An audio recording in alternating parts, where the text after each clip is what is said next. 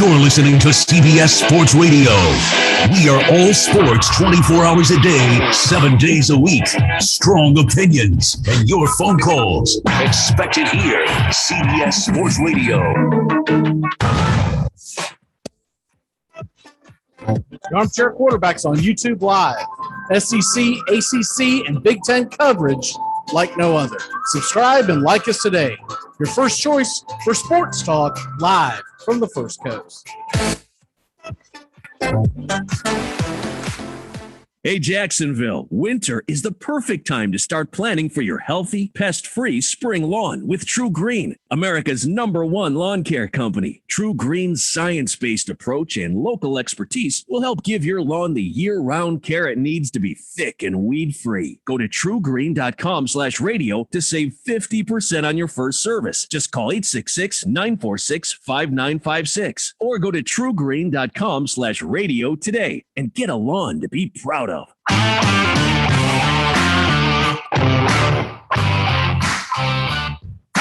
Get your Sunday football morning started off right with the Handicappers on Armchair Quarterbacks YouTube, 10 a.m. Eastern to noon Eastern. Your Sunday morning kickoff show where we tackle your NFL lines out in the desert, a 61.2% win rate over the last 6 years. Against the spread, over, under, money line, you name it. And we dive into the world of fantasy football year-long and your DFS payouts. Your only true Southern football kickoff show that talks the spreads in Vegas, your DFS and fantasy, and your year-long quest to win that fantasy football championship. Only on the Armchair Quarterbacks YouTube channel. It's the Handicappers on Armchair Quarterbacks YouTube, 10 a.m. Eastern to noon Eastern. Sundays, all NFL season long.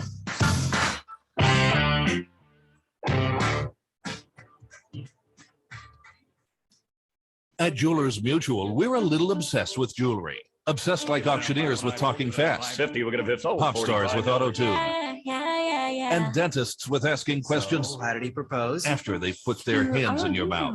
Great. Yes, we've made jewelry our obsession for over 100 years. We love it so much, we named our kids Ruby, Amber, and Opal. Venti soy latte for Opal? At Jewelers Mutual, we insure jewelry and only jewelry, which is why people who are also obsessed with jewelry trust us with theirs. Saturday mornings, 8:30 Eastern. Dixie Football Nation is back and better than ever. We've got Tony Agolini, Matt Carr, Tones Ariola, Bobby and Angelo, along with Mac McGee this fall. Dixie Football Nation heads to the gridiron, talking ACC, SEC, the Big Ten, and all the big games throughout the college football land. That's Dixie Football Nation, 8:30 Eastern, 7:30 Central, Saturday mornings on the Armchair Quarterback Show's YouTube channel, going live. Or catch the instant replay. Take the road less traveled in the newly redesigned Hyundai Santa Fe. With available H-Track all-wheel drive to help you get off the beaten path a little further together. And intuitive safety features that can help you see what's waiting around the bend. Plus, with generous room for 5 and comfortable available Napa leather seating, you can go for more drives as a family without driving each other crazy. Find new adventures together in the Hyundai Santa Fe. I'm Amy Lawrence, and I'm up late, always, after hours, hanging out with you on CBS Sports Radio. Check it out, 2 a.m. Eastern, 11 p.m. Pacific. Get caught up with the big stories from around the world in sports in just a few minutes.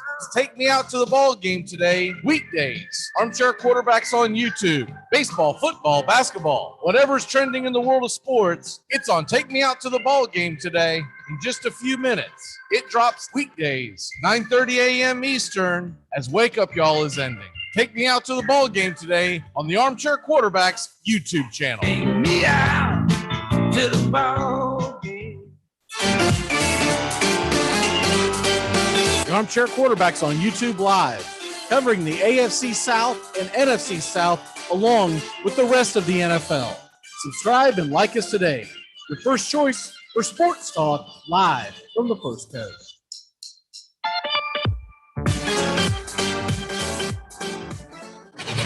CBS Sports Radio, your home for all things sports 24 hours a day, 7 days a week, coast to coast. Great sports talk expected here. CBS Sports Radio. You're listening to CBS Sports Radio.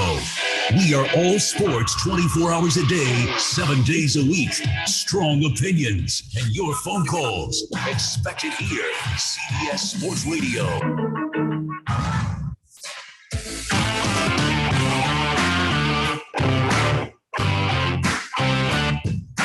Get your Sunday football morning started off right with the Handicappers, Armchair Quarterbacks YouTube, 10 a.m. Eastern to noon Eastern. Your Sunday morning kickoff show where we tackle your NFL lines out in the desert, a 61.2% win rate over the last 6 years.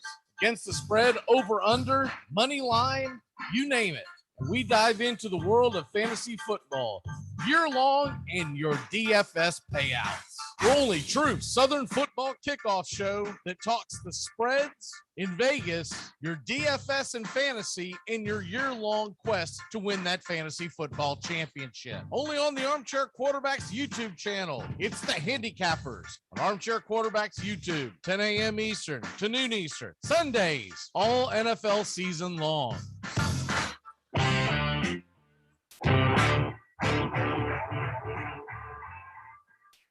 Tom has been a teacher for over 40 years. One day, I think one of the students had asked the question and he didn't remember the answer. And I also noticed that he was letting his class out earlier than they were supposed to let out. I was really starting to worry. Eli and I talked about how it would change our lives, but he was there beside me. When something feels different, it could be Alzheimer's. Now is the time to talk. Visit alz.org/ourstories to learn more. A message from the Alzheimer's Association and the Ad Council.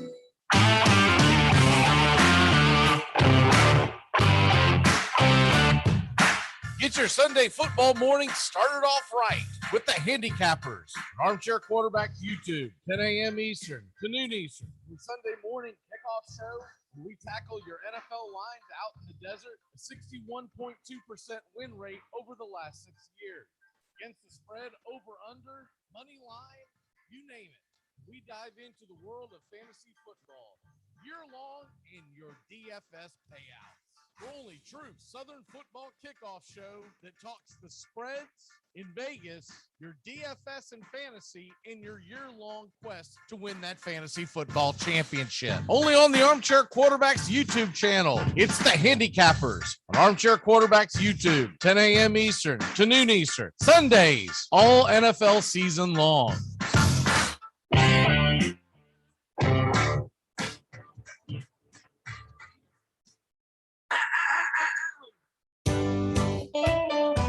Saturday mornings, 8:30 Eastern. Dixie Football Nation is back and better than ever. We got Tony Agolini, Matt Carr, Tones Ariola, Bobby and Angelo, along with Mac McGee this fall. Dixie Football Nation heads to the gridiron, talking ACC, SEC, the Big Ten, and all the big games throughout the college football land.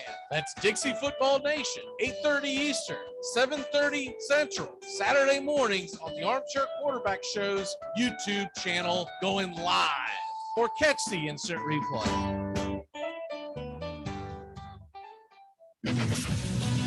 I'm Amy Lawrence, and I'm up late, always, after hours, hanging out with you on CBS Sports Radio. Check it out, 2 a.m. Eastern, 11 p.m. Pacific. Enjoy Sundance Days, epic stays, and plenty of room to roam in Greater Fort Lauderdale. Our hotels, attractions, and restaurants have taken the Visit Lauderdale's Safe and Clean pledge, so you can relax and explore with confidence. When you are ready for that well-deserved staycation, our 23 miles of golden beaches await. Find wide-open spaces to hike, bike, kayak, and paddleboard. Visit your favorite attractions, then dine out in style in socially distanced dining rooms or al fresco on waterfront patios. Learn more at sunny.org. To protect his family from disaster, Steve used his camera phone. Done. By taking pictures of his important documents, Steve can always have them stored online. Learn more simple disaster prep tips at ready.gov. A message from FEMA and the Ad Council.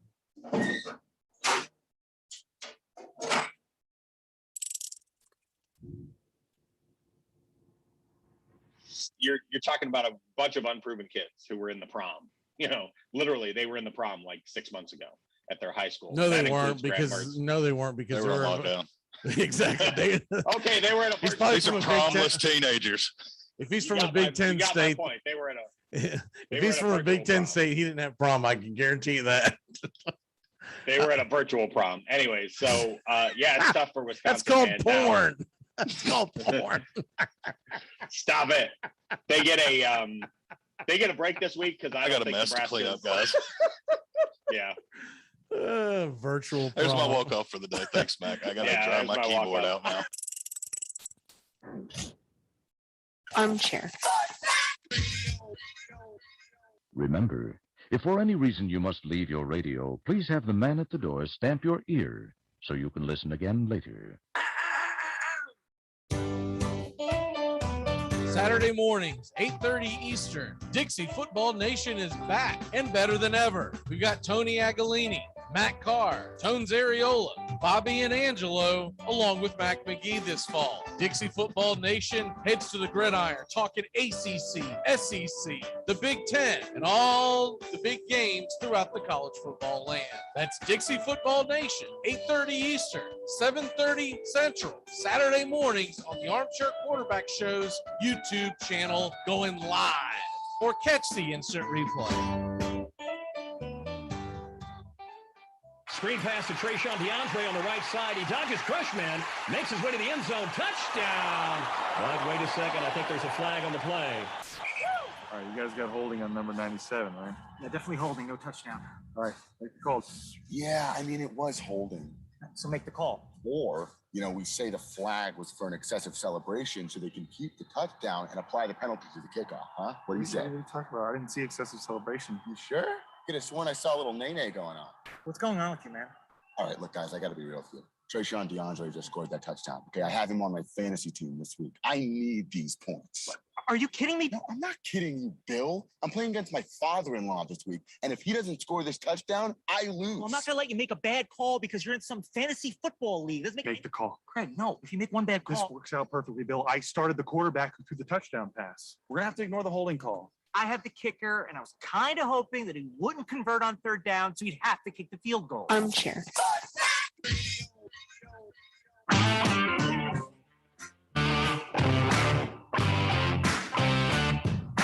Get your Sunday football morning started off right with the Handicappers on Armchair Quarterbacks YouTube, 10 a.m. Eastern to noon Eastern. Your Sunday morning kickoff show where we tackle your NFL lines out in the desert, a 61.2% win rate over the last 6 years. Against the spread, over, under, money line, you name it. And we dive into the world of fantasy football year-long in your DFS payouts. Your only true Southern football kickoff show that talks the spreads in Vegas, your DFS and fantasy in your year-long quest to win that fantasy football championship. Only on the Armchair Quarterbacks YouTube channel. It's the Handicappers on Armchair Quarterbacks YouTube, 10 a.m. Eastern to noon Eastern. Sundays, all NFL season long.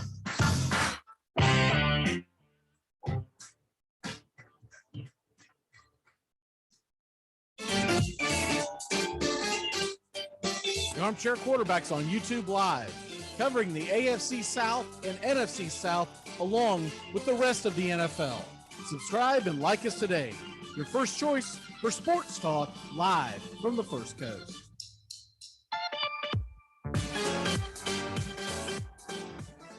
Tom has been a teacher for over 40 years. One day, I think one of the students had asked the question and he didn't remember the answer. And I also noticed that he was letting his class out earlier than they were supposed to let out. I was really starting to worry. Levi and I talked about how it would change our lives, but he was there beside me.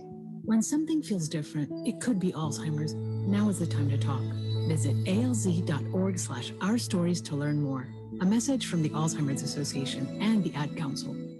Come at the king, you best not miss. I might audible. If I audible, I'll use Omaha! Omaha! Red Polly! Red Polly! Blue Poncho! Blue Poncho! Dilly Dilly! Rambo! Rambo! Give me Kershaw here, Kershaw! You're listening to the Armchair Quarterbacks. Chop, chop, Japan! Richmond, New York! Richmond, Florida! Sally, Buffalo! Check, check, hey, Short Ox! Ludo Raiders! Omaha! I'm out! And then a lot of states ended up having gay marriage and common law marriage, which I think is very confusing because what happens if you just end up with like two loser dudes sharing the same crappy apartment for a couple years? It's been known to happen. Both working part-time at the pizza place, hanging out every weekend. A few years goes by, boom, they're married. See them at a party, they're newlyweds. I didn't know Tony and Jim were gay. They're married now? When did they fall in love? They didn't. They just never got full-time jobs. Take me out to the ball game. Get caught up with the big stories from around the world in sports in just a few minutes. It's Take Me Out to the Ball Game today, weekdays. Armchair Quarterbacks on YouTube. Baseball, football, basketball, whatever's trending in the world of sports, it's on Take Me Out to the Ball Game today in just a few minutes. It drops weekdays. Take Me Out to the Ball Game today on the Armchair Quarterbacks YouTube channel. Take me out to the ball game. This portion of the show is being brought to you by The Best Things in Life, which are still free with minimum purchase at participating dealers. Saturday mornings, 8:30 Eastern. Dixie Football Nation is back and better than ever. We've got Tony Agolini, Matt Carr, Tones Areola, Bobby and Angelo, along with Mac McGee this fall. Dixie Football Nation heads to the gridiron, talking ACC, SEC, the Big Ten, and all the big games throughout the college football land. That's Dixie Football Nation, 8:30 Eastern, 7:30 Central, Saturday mornings on the Armchair Quarterback Show's YouTube channel, going live. Or catch the instant replay.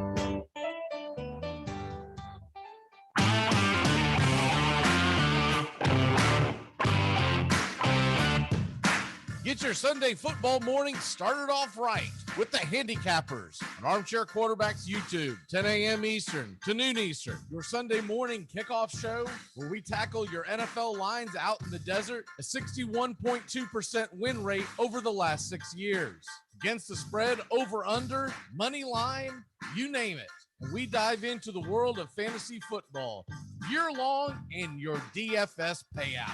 Your only true Southern football kickoff show that talks the spreads in Vegas, your DFS and fantasy in your year-long quest to win that fantasy football championship. Only on the Armchair Quarterbacks YouTube channel. It's the Handicappers on Armchair Quarterbacks YouTube, 10 a.m. Eastern to noon Eastern. Sundays, all NFL season long.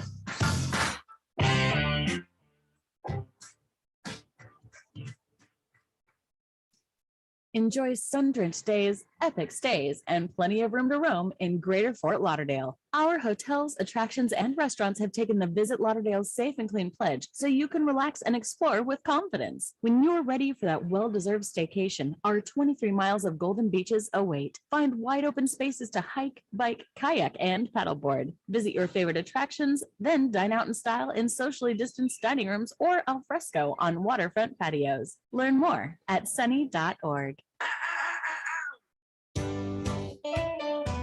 Saturday mornings, 8:30 Eastern. Dixie Football Nation is back and better than ever. We've got Tony Agolini, Matt Carr, Tones Areola, Bobby and Angelo, along with Mac McGee this fall. Dixie Football Nation heads to the gridiron, talking ACC, SEC, the Big Ten, and all the big games throughout the college football land. That's Dixie Football Nation, 8:30 Eastern, 7:30 Central, Saturday mornings on the Armchair Quarterback Show's YouTube channel, going live.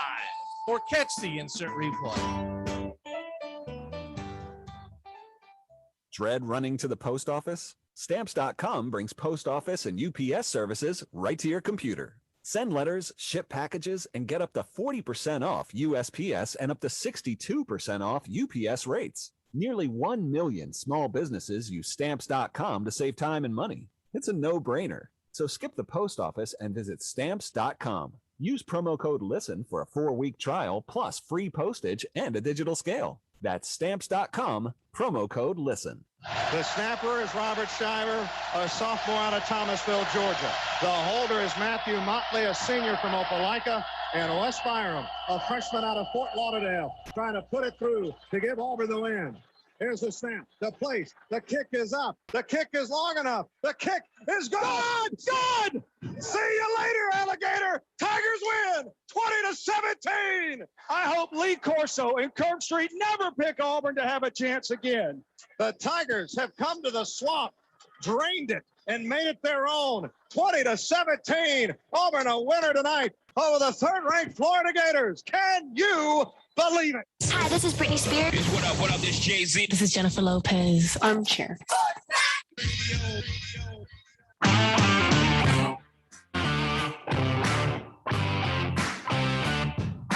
Get your Sunday football morning started off right with the Handicappers on Armchair Quarterbacks YouTube, 10 a.m. Eastern to noon Eastern. Your Sunday morning kickoff show where we tackle your NFL lines out in the desert, a 61.2% win rate over the last 6 years. Against the spread, over, under, money line, you name it. We dive into the world of fantasy football year-long in your DFS payouts.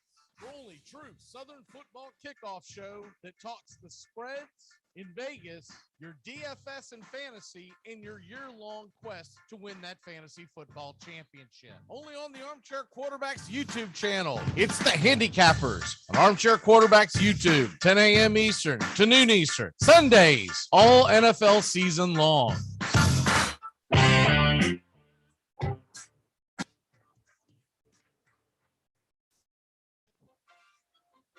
Armchair Quarterback Radio, the gunslingers of sports talk. Here's second-year quarterback Brett Favre out of Southern Mississippi by way of the Atlanta Falcons.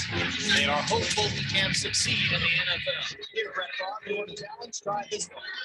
So with their best receiver out of the game from the 35, 19 seconds left. Ball comes Groves, touchdown! Is there a spark of life in Green Bay? Touchdown! Yes!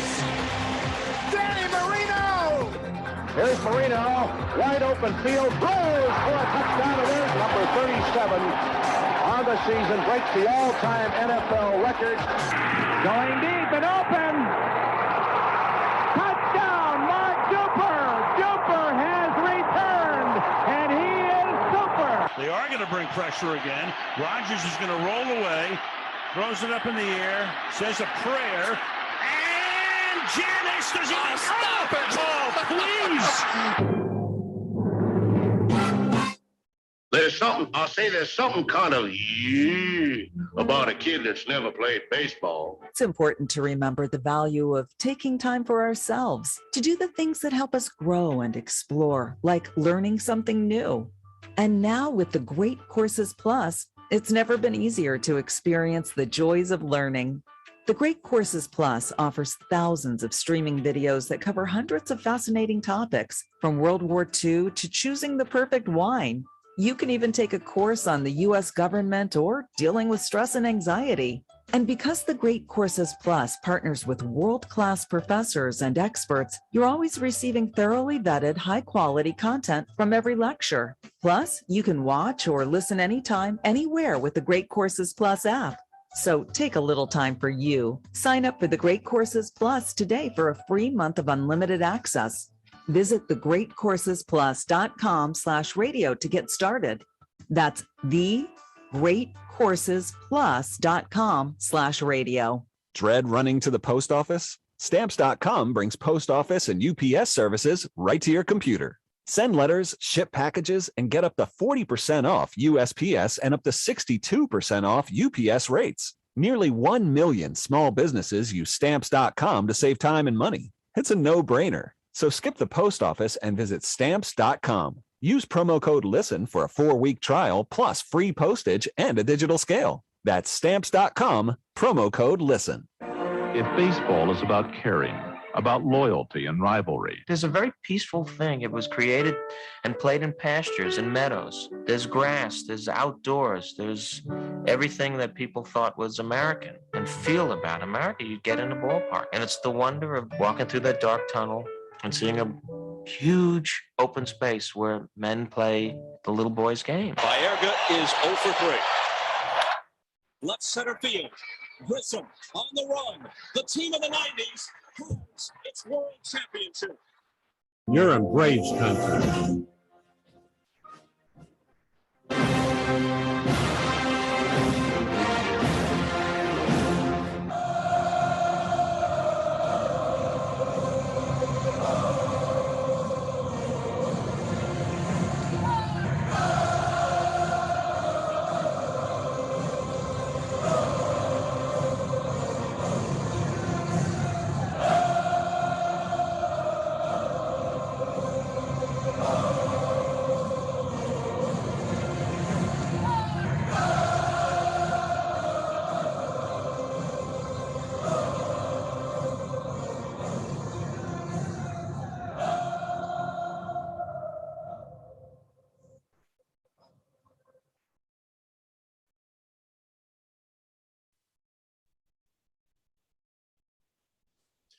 Good afternoon and welcome to Braves Country. You're listening live, and the scene is Atlanta, Georgia, from Truist Park, where the Atlanta Braves are set to battle the Milwaukee Brewers in Game 3 of the National League Division Series. So crack you open a cold one and grab an armchair. It's time for Atlanta Braves baseball. Good afternoon, folks. Braves Country, I am Mac McGee and set to bring you today's action in a series tied at 1 apiece, where it will be the right-hander, Freddie Peralta, looking to take the bump for the National League Central champ, Milwaukee Brewers, and his 10-5 record with a 2.81 ERA. And on the other side, it's Ian Anderson, ready to charge the hill for the National League champion Atlanta Braves, a 9-5 record with a 3.58 ERA. And welcome to Braves baseball. We are getting set for one heck of a battle. Ian Anderson in the postseason, 2-0 record, 0.96 ERA, 18.2 innings pitched, and 24 strikeouts. Conversely, you've got Peralta, who has pitched in 2 games in the postseason with a 2.25 ERA, just 4 innings pitched and 7 strikeouts. This is his first start in the postseason. Peralta came up as a bullpen guy, as a lot of guys do in that Milwaukee Brewers organization. Let's go ahead and get into the starting lineups, as the Atlanta Braves will be batting second, as they are the home team. So leading off today is Colton Wong. Colton Wong has led off in all 3 games of this series. He is 1 for 8 with 3 strikeouts in the postseason. Willie Adames, 262, hitter on the year, batting right-handed. He'll be playing shortstop. And Christian Yelich, 248 hitter, batting left-handed. He is 1 for 6 in the postseason with 2 walks and 3 strikeouts. Avisail Garcia, a 262 hitter with 29 home runs and 86 RBIs on the year, 820 OPS, and 1 for 7 in the postseason. Rowdy Tellez playing first base. He'll be batting 5th. He was the hero of Game 1 with his 2-run blast that was enough to propel the Brewers to a 2-1 victory over Atlanta. He's batting left-handed, playing first base, 7 home runs, 28 RBIs, and an 814 OPS in the National League. He does have 11 home runs overall in the regular season, 4 coming from Toronto, and then, of course, the 12th in the postseason from just a few days ago. Urias batting 6th and playing third base. He's batting 249 from the right-hand side of the plate. 23 home runs, 75 RBIs. He's 2 for 4 in the series as he started in game number 2. 5 stolen bases on the year. And Omar Narvaez, he's back in the lineup, playing hind catcher, batting left-handed, hitting 11 home runs, 49 RBI, 743 OPS. He's 1 for 3 in the series. And Lorenzo Cain, batting 8th, hitting 257 from the right-hand side of the plate. Freddie Peralta is your pitcher. He's batting .093, just 4 for 43 in the regular season with just 1 sacrifice bunt. But he brings 12.2 strikeouts per 9 innings and a 1.65 batting average against. The Atlanta Braves will line up like they have for the last several days. Jorge Soler playing right field, batting leadoff, hitting 223 on the year from the right-hand side of the plate. Freddie Freeman, 300 batting average, 1 for 5 in the series. He's hitting left-handed, 31 home runs, 83 RBI, and an 896 OPS. Ozzie Albies batting third. He'll be from the left side of the plate today as he is a switch hitter versus the right-handed Peralta. 259 on the year, 30 home runs, 106 RBIs. He's 1 for 8 in the series with a double. Austin Riley, who's 3 for 8 with a home run in the series, 33 home runs, a home run earlier in game number 2, and 107 RBIs on the year, with Adam Duvall playing center, 38 home runs and 113 RBIs from the right-handed side of the plate. And Eddie Rosario is back in the lineup again, batting lefty. He'll be in left field with his .259 batting average and 14 home runs. Travis d'Arnaud is behind the plate, .220 on the year, 0 for 6 in the series with the walk. And Dansby Swanson is your shortstop, batting 8th, .248, 27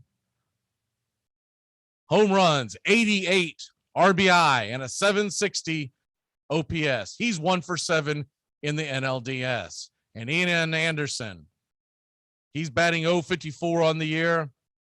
No home runs, no RBIs. He brings a .221 batting average against in the regular season on the mound, up from a .172 batting average against in 2020. We are about set to begin Braves baseball as Ian Anderson is taking his last few warm-ups. Key to this game today, I believe, is Ian Anderson staying around the strike zone, keeping his pitch count down. He's best when he's effectively wild, but getting out of the 4th, getting out of the 5th, getting into the 6th, even out of the 6th inning, those will be key for the Atlanta Braves to be able to take a 2-1 series lead. We're about set for action. Partly cloudy skies in Atlanta, Georgia, and the Atlanta Braves are set to do battle with Colton Wong getting ready. So he grabs the bat and he's warming up. There are some clouds in the area that look like they could be threatened of rain, but as of right now, it looks more partly cloudy. So hopefully we can get this one in. Atlanta tied 2-1 in the series and looking to try to take that proverbial. Atlanta's 1-1 in the series, and they're trying to take that proverbial 2-1 lead, which if Atlanta plays their cards right, they would not have to go back to Milwaukee. Now, tomorrow's starters have not been announced. I think a lot will have to do with who wins and who loses today on who you send back out to the mound. There's been talk that if Atlanta were to win, they may do a bullpen game tomorrow as opposed to Morton on short rest. And here's the first pitch from Ian Anderson, and it's in the dirt for ball 1. Atlanta getting ready to have a sellout capacity crowd. Second pitch, it's grounded into the dirt over to the second base side. So Ozzie Albies, he has it easily, and he flips it over to first, and there is one away here in the top of the first inning. Ian Anderson, 2 pitches into the game, and he is looking to hopefully get through this inning unscathed and keep that pitch count down. Willie Adames will step into the plate, .262 average, 25 home runs, 73 RBIs, and the first pitch is a fastball down the pipe. It's 0-1. Adames took that first pitch and is getting set for the second delivery of the game, and it is a fastball high and outside the zone. It's 1-1. Willie Adames, 25 home runs on the year. He's facing a shift to the left-handed side of the infield. Here's the 1-1 pitch, and it is called for an inside strike. It's 1-2. Adames is yet to swing. Here comes the 1-2 pitch from Anderson, who's working fast, and it's high and outside the zone. It is 2-2. If you're just joining us, one away in the top of the first, 0-0 is your score. 2-2 pitches in the dirt, and it's 3-2. Change up, bounce to the plate. Christian Yelich is on deck. And here comes the 3-2 delivery from Ian Anderson. Fastball ripped through the shift and into left field. And he is on first with a 1-out single, and that will bring Christian Yelich to the plate.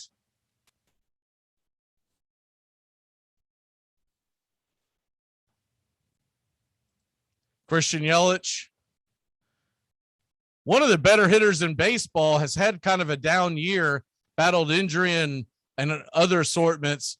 He is batting .248 on the year from the left-hand side of the plate, 9 home runs, 51 RBIs, but we all know how dangerous he can get if he gets hot, and Atlanta's trying to keep that at bay. Here's the first pitch to Yelich, and it is a called first strike, slider across the middle of the plate, and it's 0-1. Atlanta, nothing. Milwaukee, nothing. 1 on, 1 out. The 0-1 pitch to Yelich. Anderson fires it, and it is fouled off the back of the plate, and it will do it again at 0-2.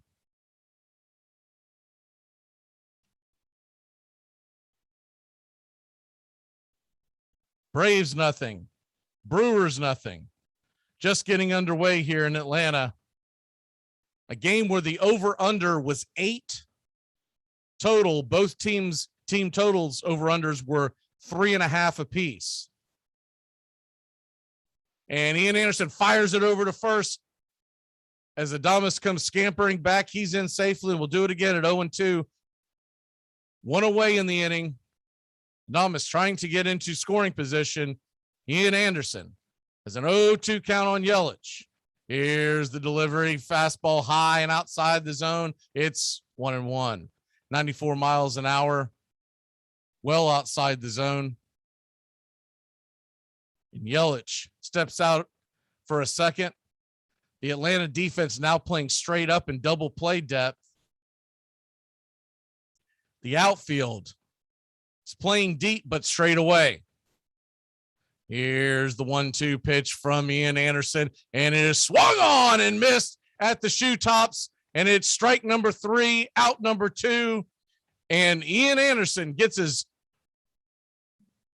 first strikeout of the game, and there are 2 away. If you're just joining us, we will be here again tomorrow, 5:07 first pitch for Eastern time for game number 4, Braves and Brewers. We will be here for the entirety of the Braves postseason.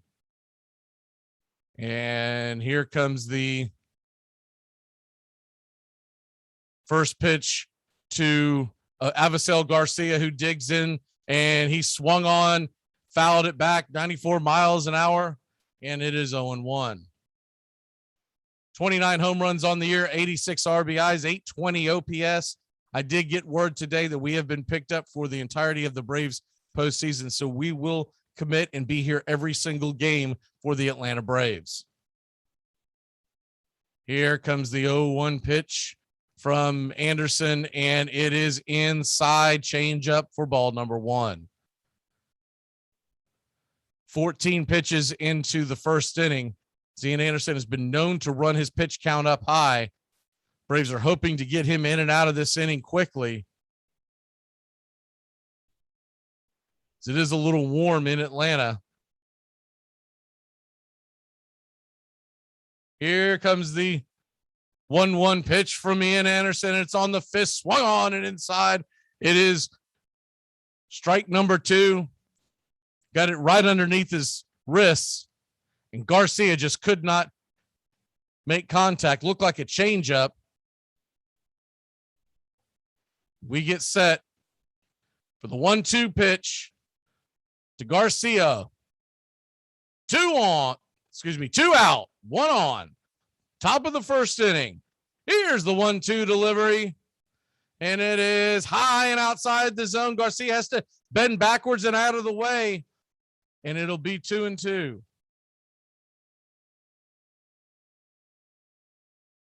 Looked like Anderson was trying to get him to get up off the plate, as he has been known to lean out over. Don't think he was intentionally trying to hit him, but just kind of send a warning. That is my plate. So here we go with the 2-2 count. 2 outs, 1 on. A scoreless game. Top of the first inning. Game 3 of the NLDS. Here's the delivery from Ian Anderson, and it's swung on and missed. Changeup at the shoe tops, and it's out number 3, strikeout number 2. We'll head to the break. When we come back, the top of the order, Soler, Freeman, and Albies are due up. This portion of the show is being brought to you by Ed's Almost Good Beer. Remember, Ed's Almost Good Beer was brewed in God's country when God wasn't looking. I might audible. If I audible, I'll use Omaha! Red Polly! Blue Poncho! Do it! Rambo! Give me Kershaw here, Kershaw! You're listening to the Armchair Quarterbacks. Japan! Richmond, New York! Richmond, Florida! Cali, Buffalo! Check! Hey, Short Ox! Who the Raiders! Omaha!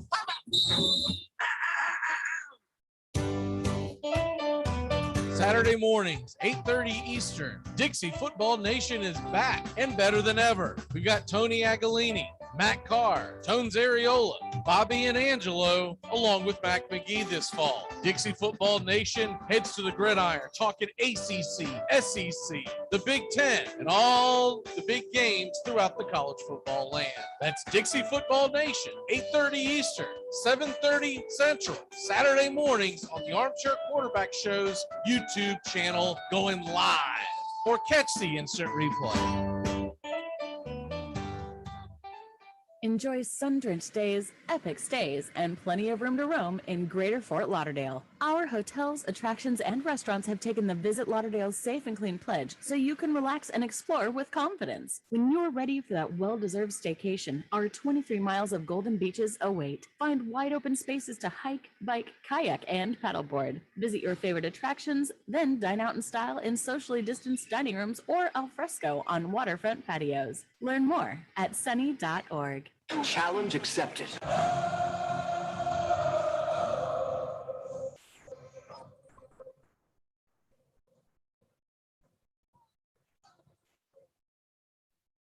Welcome back here to Braves baseball. The Atlanta Braves and Milwaukee Brewers are scoreless as we head to the bottom of the first inning.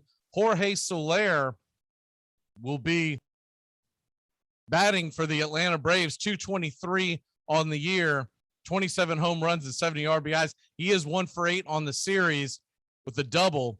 And Freddie Freeman will be batting second. He's standing on deck. 300 batting average, batting left-handed, 31 home runs, 83 RBIs, 896 average. He's 1 for 5 in the series. And Ozzie Albies, who is 1 for 8 in the series, is batting third. Switch hitter will be hitting from the left-handed side of the plate. Freddie Peralta, mentioned it earlier, has one of the lowest batting averages against in the modern era this year, a 165 clip. But since coming off the IL late in the year, in his last 25 innings pitches, here comes the first pitch from Peralta, and there's a fastball swung on back and out of play. It's 0-1. Since coming back from the IL, Peralta, 260 batting average against and a 5.40 ERA.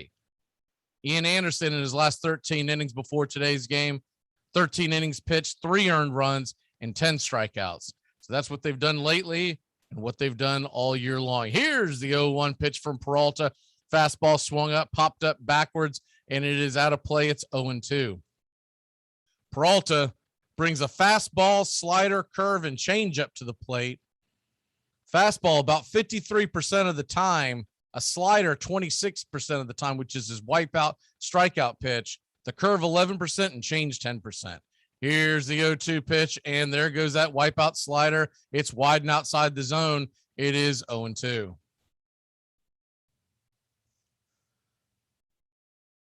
Adam Duvall batting fifth after Riley batting fourth. And here's the 1-2 pitch, slider, and swung on and missed. And it is strike number 3. The first strikeout of the game for Freddie Peralta.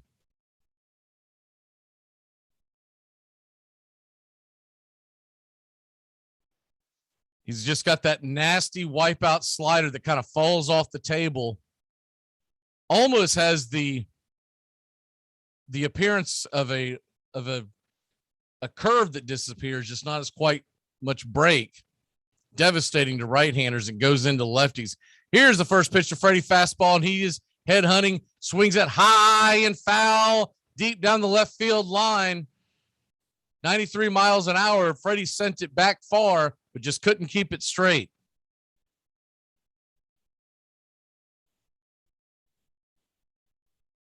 Freddie Freeman, 300 batting average on the year, 31 home runs. Here comes a fastball, and it's hit high, chopper over to Peralta. He gets underneath it. It's a Baltimore chopper, but he's going to be able to scoop it and throw Freddie out at first as he jogs down to first, and there is 2 away. Someone a little more fleet of foot might have been able to beat that out, but there's 2 away in the inning. Quickly, through 7 pitches, a strikeout and a ground out, and that'll bring Ozzie Albies to the plate. Braves top of the order is known for head hunting, so we'll see if the Braves will be a little more patient or if they'll go right back at trying to ambush the early pitches. Here comes the first pitch from Peralta. He fires it and is swung on and hit as a weak pop fly into right field on the very first pitch. And underneath it very quickly, Garcia's got it, and that'll be 3 away. We head to the top of the second inning. Braves nothing, Brewers nothing. You're listening to Braves Baseball. Max, a woman in my section wants to know if we do anything gluten-free. What do I tell her? Tell her she's not allergic to gluten. She's just masking an eating disorder.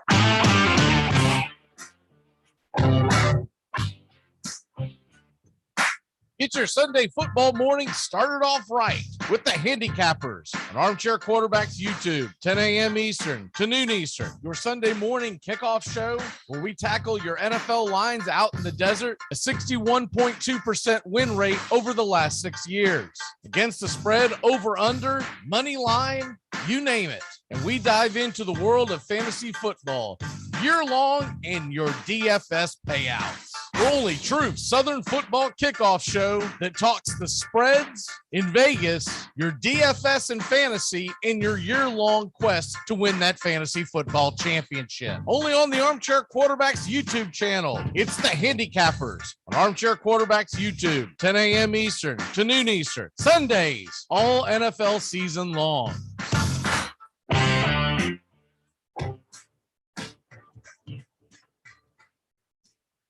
Tom has been a teacher for over 40 years. One day, I think one of the students had asked the question and he didn't remember the answer. And I also noticed that he was letting his class out earlier than they were supposed to let out. I was really starting to worry. Levi and I talked about how it would change our lives, but he was there beside me. When something feels different, it could be Alzheimer's. Now is the time to talk. Visit alz.org/ourstories to learn more. A message from the Alzheimer's Association and the Ad Council. This helpful instructional message from the National Association of People Who Have Trouble Walking and Chewing Gum at the same time. Step, chew, step, chew, step, chew, step, chew.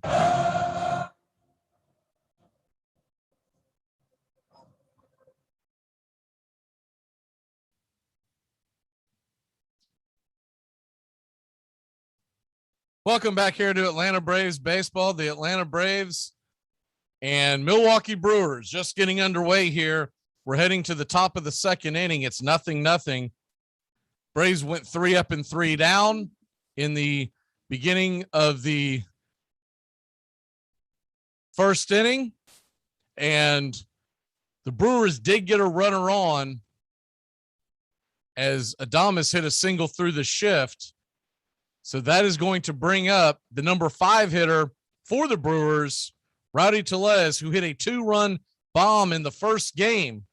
And that was the difference, is Atlanta lost 2-1 in that game. Only scoring in that game was Telez's 2-run homer and Jock Peterson's solo shot off the bench. He digs in, gets ready for the first pitch from Anderson. Anderson fires it for a called strike, curveball at the knees on the outside part of the zone, and it's 0-1. Telez 242 on the year, 11 home runs, 36 RBIs, 719 OPS. Here's the 0-1 pitch, and here's a fastball. Well, they're going to call that a ball, but it looked like it was at the knees, and it's 1-1. Telez, big left-handed hitter. And here's the 1-1 pitch, change up outside the zone. It's 2-1.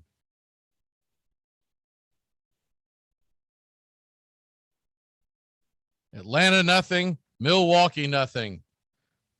As Ian Anderson pauses for a second to kind of straighten out his pant legs, and Telez will take the opportunity to readjust his batting helmet and get set for the fourth pitch of the at-bat. It's a 2-1 count from Ian Anderson. He rocks and fires, and it swung on and missed, changeup outside the zone, and it's 2-2. When Ian Anderson's going well, that pitch is going well. So one can only hope that he can actually keep that from bouncing. When he gets in trouble is when he hangs that or when it bounces and it becomes so obvious not to swing in it, it's an automatic ball. The Braves leave the shift and go straight up on the 2-2 pitch to Telez, and he hits a 96-mile-an-hour pop-up high into left field. Rosario's underneath it, just in foul territory. He snags it for the first out, and it's out number 1.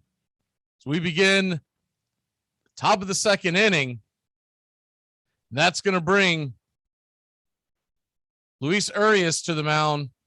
249 average, 23 home runs from the right-hand side of the plate.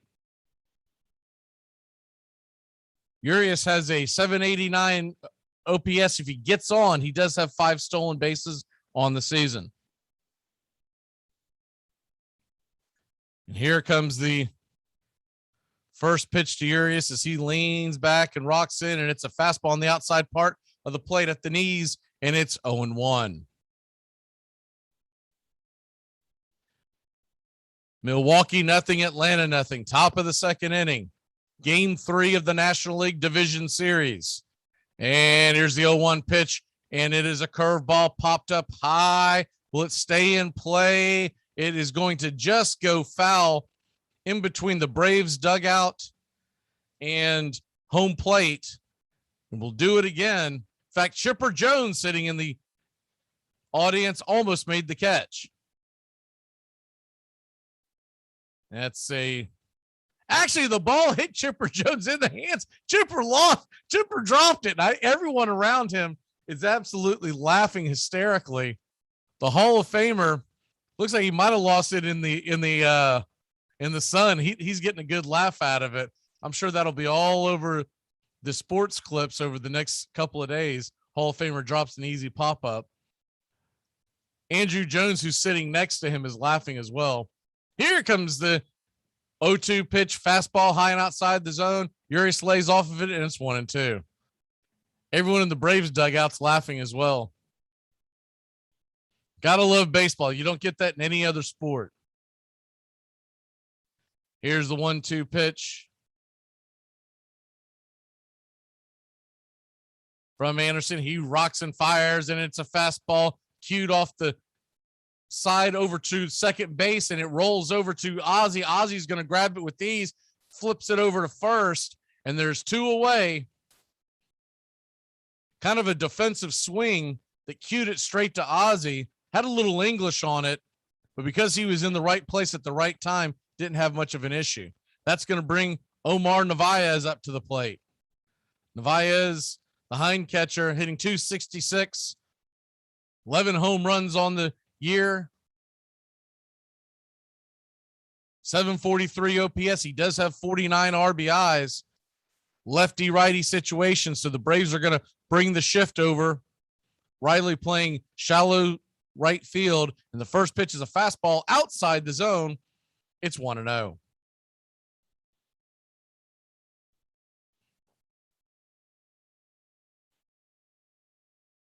Ian Anderson with the 28th pitch of the afternoon, and it is a fastball called inside for a strike. It's 1-1.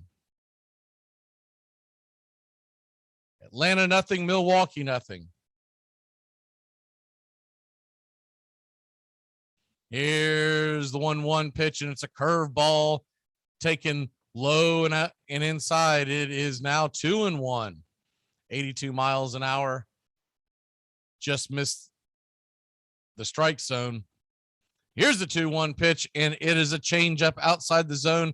Narvaez did not give chase, and it'll be 3-1 to the dangerous left-handed hitter.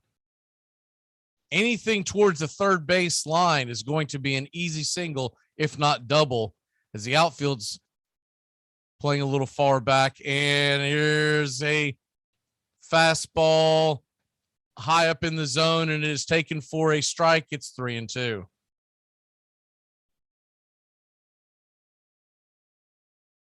Looked like he took a little bit off of that.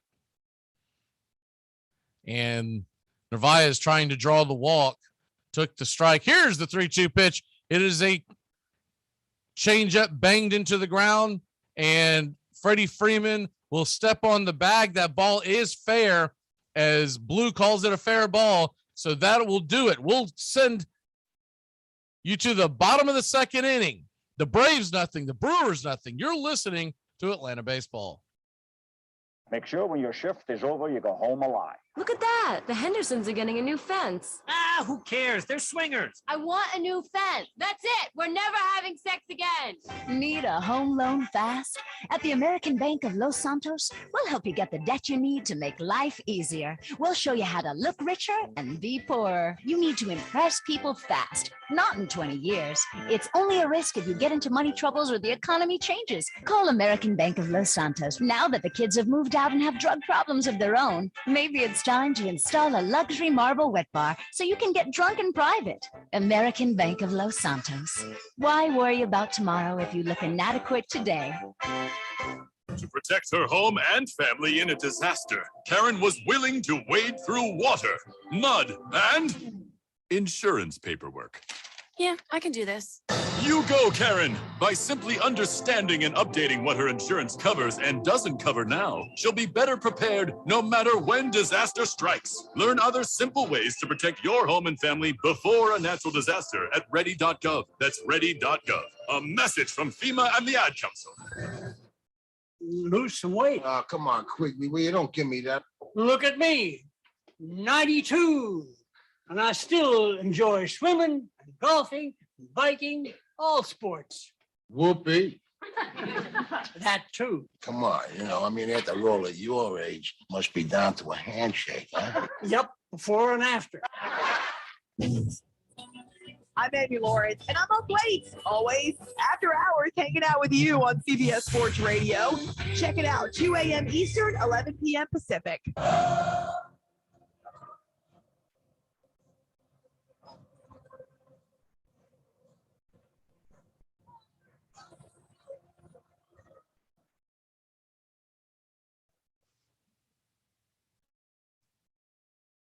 Welcome back here to Braves Baseball. The Atlanta Braves and Milwaukee Brewers are scoreless as we head to the bottom of the second inning. And it's going to send Austin Riley, Adam Duvall, and Rosario to the plate as the Braves were 3 up and 3 down to begin the game. Peralta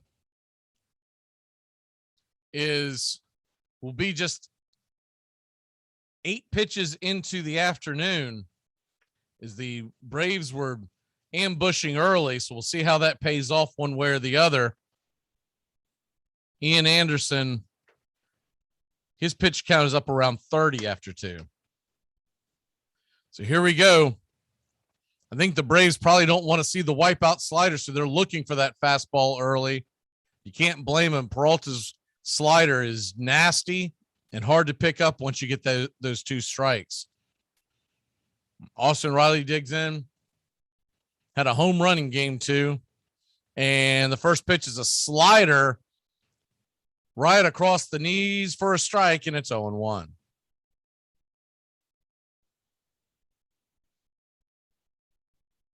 Riley hit 303 on the year with 33 home runs. Here's the 0-1 pitch, another slider. This time it's in the dirt, and it's taken for ball one. If you missed it, the Chicago White Sox Houston Astros game was postponed today. Here's the 1-1 pitch, and it is a fastball at the knees, 92 miles an hour on the black inside, and it's 1-2. White Sox, Astros will be played tomorrow. Here comes the 1-2 pitch from Peralta, and it's a fastball. It's cued over to the right-hand side. Second baseman's going to be on it, but by the time Peralta got to the bag and by the time the second baseman was able to corral it, Wong did not have a play. He put it in his pocket. So Riley's going to get on with an infield single to get things going here in the bottom of the second inning. The ball just went outside of the ability for the pitcher to be able to make a play on it. And Tellez was nowhere near it, could not make an effort. By the time Wong got over there, because of the shift, they had a right-handed shift on, it ended up just dying in the infield. And so that's how we get there. Back to the White Sox Astros. It has been postponed. Heavy rain expected in the Chicago area. So they'll play tomorrow, 2:00 first pitch, 2 Eastern. Here's the first pitch to Adam Duvall, and he takes it for a strike. It's a slider at the knees, and it's 0-1. Adam Duvall, looking for his first hit in the series, does have a walk, but he's 0 for 7. He's due to get hit anytime soon. Too good of a hitter with 38 home runs on the year. Here comes the 0-1 pitch, and it is a fastball swung on at the letters, and he'll fist it into left field, muscles it over the shortstop's head, and it's going to be a single. Austin Riley goes from first to second. There are runners on first and second, no out, and that's going to bring Eddie Rosario to the plate. So as they get set to bring us another pitch, tomorrow, White Sox, Houston, that'll be 2:00 Eastern, 1:00 local time, first pitch. Atlanta, 5:07 first pitch Eastern time. We will bring you the action here. Braves and Brewers, game number 4. There will be an elimination game for one of these teams. And then tomorrow night, you've got possibly the Dodgers Giants. That will be game number 4. That will be a elimination game for one of those teams. Here's the first pitch, and it is low and outside the zone to Rosario. It's 1-0. Rays and Red Sox are set to play today, assuming that game gets played. They would have an off day. If the Rays were to win, you'd get game 5 in Boston. In Tampa Bay on Wednesday night. Here's the 1-0 pitch, and it's inside to Rosario. It's 2-0. If we do get a game 5 in that series on Wednesday, and assuming the Braves are not playing that day, which they are not set to right now, weather depending always, we would bring you the Rays Red Sox game 5. That's like and subscribe the channel, and we'll keep you up to date. Here's the 2-0 pitch to Rosario. He swings at a curveball, bangs it outside, foul out of play. It rolls over to the Braves dugout, and it's 2-1.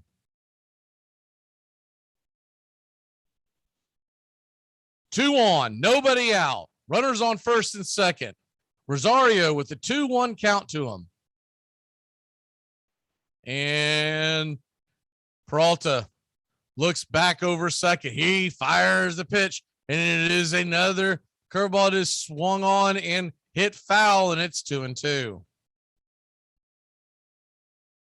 Looks like he's trying to speed up Rosario's bat. Typically, Peralta is a fastball slider pitcher, so we'll see where he dials up here. 2-2 pitch to Rosario. And fastball popped up high, 95 miles an hour, deep into right field. On the track is the right fielder Garcia, and he'll fire it back into the infield, but not before Austin Riley tags up, goes all the way to third base, and you got runners on the corners, one away, and that'll bring up Travis d'Arnaud. Looked like Rosario just missed that. Appeared to be a fastball on the outside part of the plate. But he did get the runner to move over from second to third. With just one away, a fly ball would take the lead. d'Arnaud, the catcher, is a double play candidate as well, so you've got to be aware of that. On deck is Dansby Swanson. A great two-out hitter in his own right. Here's the first pitch to d'Arnaud. He swings wildly to a slider outside the zone, and it is 0-1. That slider was nowhere near the zone. In fact, it landed in the left-handed batter's box. Good job by Narvaez to make sure it didn't get past him. Here comes the 0-1 pitch, and it is a slider in the dirt. Gets away from Narvaez, but it keeps it in front, and he'll chase it back towards the mound. Riley will stay put, and it's 1-1. The scare like that, you wonder if it'll put it into Peralta and Narvaez's head, not wanting to give up the first run via a wild pitch. Will they stay away from that slider? It's such a dangerous weapon for Peralta. Peralta leans in, gets the sign. He's set to deliver. The 1-1 pitch. Set up on the outside, and it is a slider in the dirt. It's ball number 2. They check down to first base umpire to make sure he did not go around, so it is 2-1.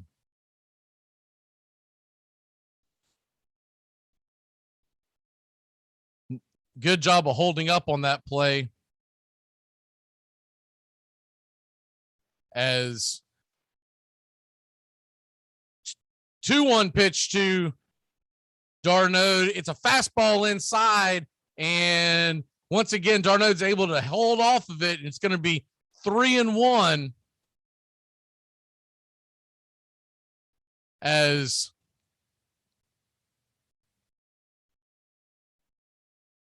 home plate umpire Alfonso Marquez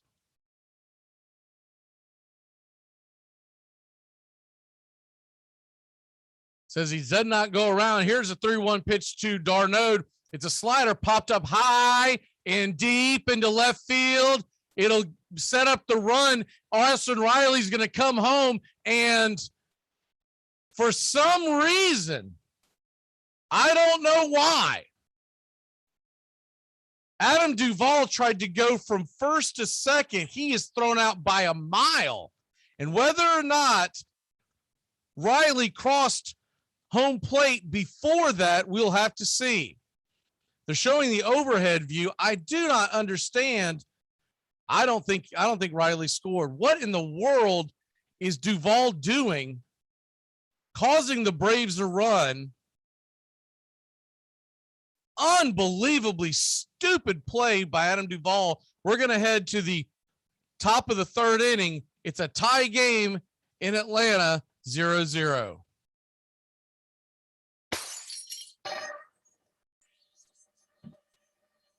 You just robbed a house. You have all this great stuff that now belongs to you, but you got this annoying pang of guilt nagging at you. Well, worry no more, because your friends at Cell Block Greeting Cards have the answer for you.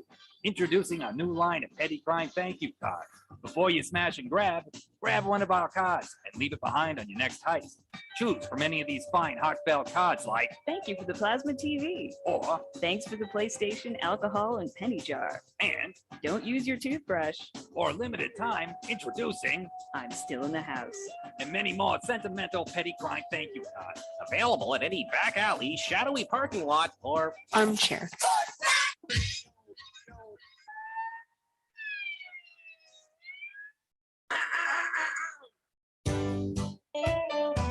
Saturday mornings, 8:30 Eastern. Dixie Football Nation is back and better than ever. We got Tony Agolini, Matt Carr, Tones Areola, Bobby and Angelo, along with Mac McGee this fall. Dixie Football Nation heads to the gridiron, talking ACC, SEC, the Big Ten, and all the big games throughout the college football land. That's Dixie Football Nation, 8:30 Eastern, 7:30 Central, Saturday mornings on the Armchair Quarterback Show's YouTube channel, going live, or catch the instant replay.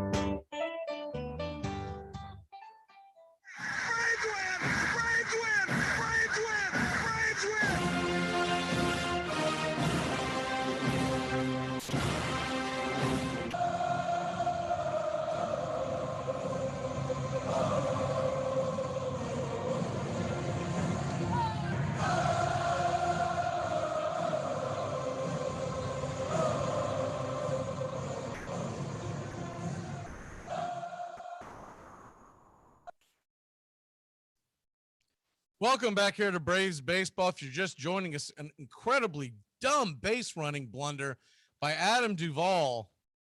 You know, runs are at a premium in the postseason. You got runners on first and third, one away. Darnold is able to lift one deep into left field. I want to know what Eric Young's doing, not holding the runner, first of all. But Duvall goes from first to second. He gets thrown out before Riley can cross home plate. And so it says 0-0. They showed the replay. He definitely was thrown out probably by a step or two, as Riley is not the most fleet of foot. And so there you have it. Boneheaded move by Adam Duvall, and the game is still tied. Probably for some stupid reason also, Riley was sliding into home. So if Riley goes ahead and runs through it, he probably beats it. But for no reason, and that right there, I'm going to put on Dansby Swanson for not being up there at the plate to tell him to stay up, you're up, you're up, you're up. So just two terrible base running mistakes by both Austin Riley and Duvall. And we get the 0-2 pitch from Anderson, and it's 1-2 as we begin the third inning. Top of the third, no score. And the Atlanta Braves are tied with the Brewers, tied in the series 1-1 as well. And it's 1-2 pitch. It's fouled off. It's once again 1-2. Lorenzo Cain is at the bat. You've got the pitcher spot due up next. Here comes the 1-2 delivery from Anderson, and there's a fastball outside the zone and nibbing the corners, and it is 2-2.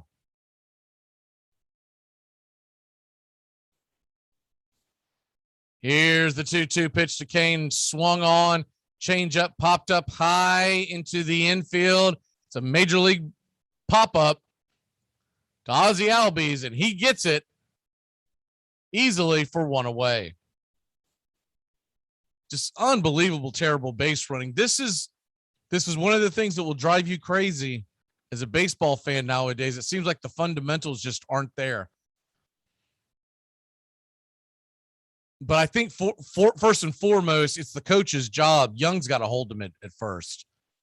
There's no reason to send him, not unless the ball gets away. Here's the first pitch to Freddie Peralta, and he takes it for a called strike, 94 miles an hour, across the zone, and it's 0-1. Peralta, not much of a threat as a hitter, 0.93 batting average. He swings at the second pitch and makes a little bit of contact. He bangs it foul, and it's quickly 0-2. 0.93 batting average, 4 for 43 on the year. No home runs, no RBIs, and a 207 OPS. Here's the 0-2 pitch, swung on and missed. Strike three. Ball gets away a little bit. TDA has to throw it down to Freeman, and that will put the second out of the inning on. The only good that can come from that debacle in the second inning, is maybe these guys get a little more motivated and focused at their next at bats. But wow, golden opportunity missed for Atlanta to get a guy from Freddie Peralta who has struggled in his last 25 innings, but is a phenomenal pitcher, and you don't want to get him on a roll. Colton Wong comes to the plate, 2 away. Wong, 14 home runs on the year, 272 batting average. And here's the first pitch, and it's low and outside the zone, skips before it ever hits the plate, and it's 1-0. Milwaukee nothing, Atlanta nothing. Top of the third, and another change up. That one, I'd say if you're 60 feet, 6 inches from the mound, that ball went about 52 feet, and it's 2-0. Anderson did this a few starts ago in Arizona where he was effectively wild, was able to pitch deep into the game, but when he missed the strike zone, he would miss it totally. Here's the 2-0 pitch, and it is at the knees for a changeup, and it's called for a strike. It's 2-1. Willie Adames is on deck. Here's the 2-1 pitch, and it is a called strike fastball, and it is now 2-2. Braves playing a slight shift. Swanson is left of the bag, and here's the 2-2 pitch. It's in the dirt. Took on for ball number 3, missed with the curveball again, and it's 3-2.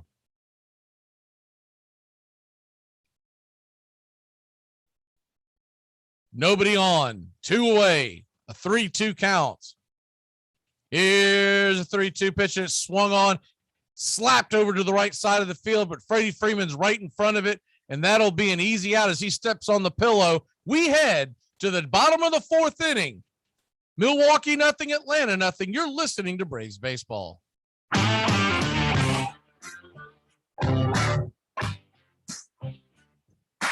Get your Sunday football morning started off right with the Handicappers on Armchair Quarterbacks YouTube, 10 a.m. Eastern to noon Eastern. Your Sunday morning kickoff show where we tackle your NFL lines out in the desert, a 61.2% win rate over the last 6 years. Against the spread, over, under, money line, you name it. And we dive into the world of fantasy football year-long and your DFS payouts. Your only true Southern football kickoff show that talks the spreads in Vegas, your DFS and fantasy, in your year-long quest to win that fantasy football championship. Only on the Armchair Quarterbacks YouTube channel. It's the Handicappers on Armchair Quarterbacks YouTube, 10 a.m. Eastern to noon Eastern. Sundays, all NFL season long.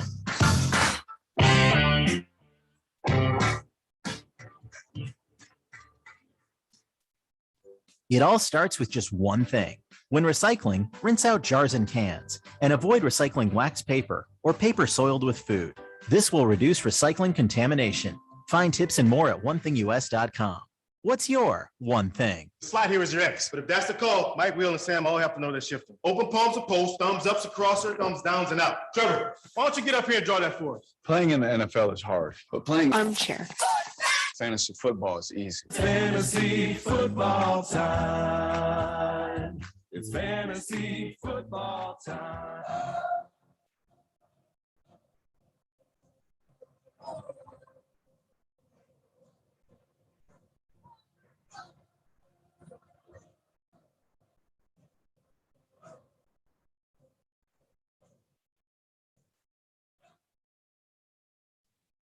Welcome back here to Braves Baseball. Mac McGee bringing you here the action, and the Atlanta Braves are tied with Milwaukee, 0-0, as we head to the bottom of the third inning. It'll be Dansby Swanson standing at the plate when we get set here.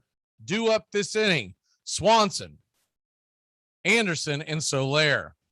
Dansby Swanson hitting .248 on the year with 27 home runs, 88 RBI, a .760 OPS. He is 1 for 7 in the series.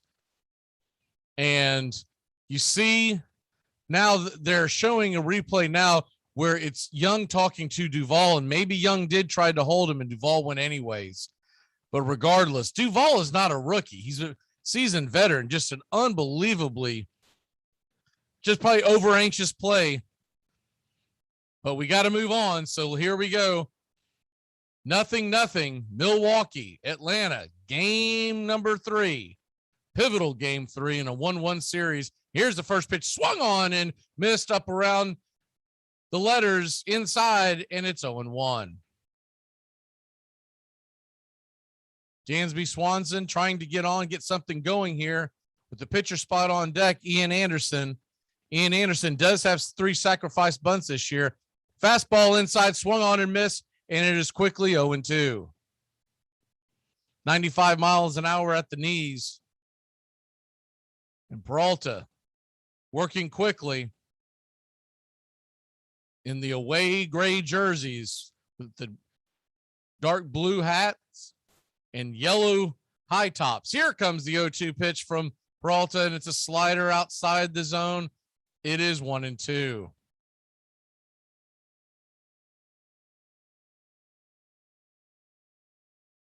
Dansby Swanson digs in, gets set for the 1-2 pitch from Peralta.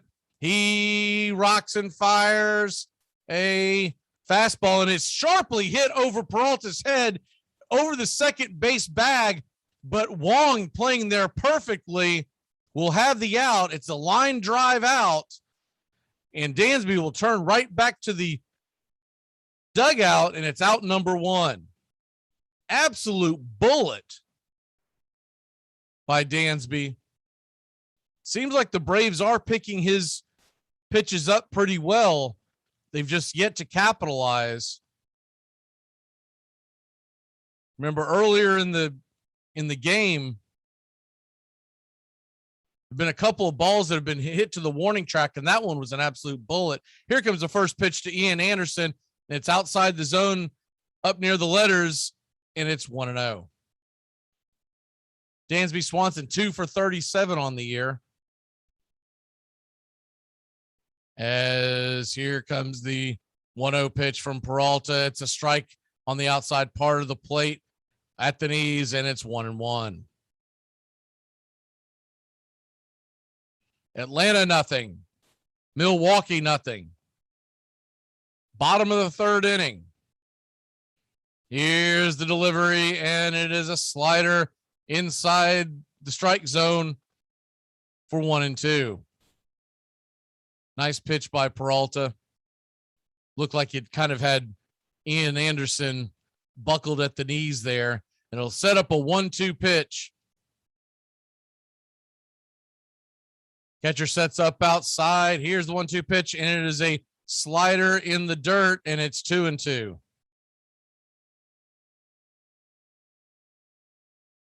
Freddie Peralta at 31 pitches now as we are just beginning the third inning with 1 away. Keeping his pitch count down. Here's a fastball swung on and missed.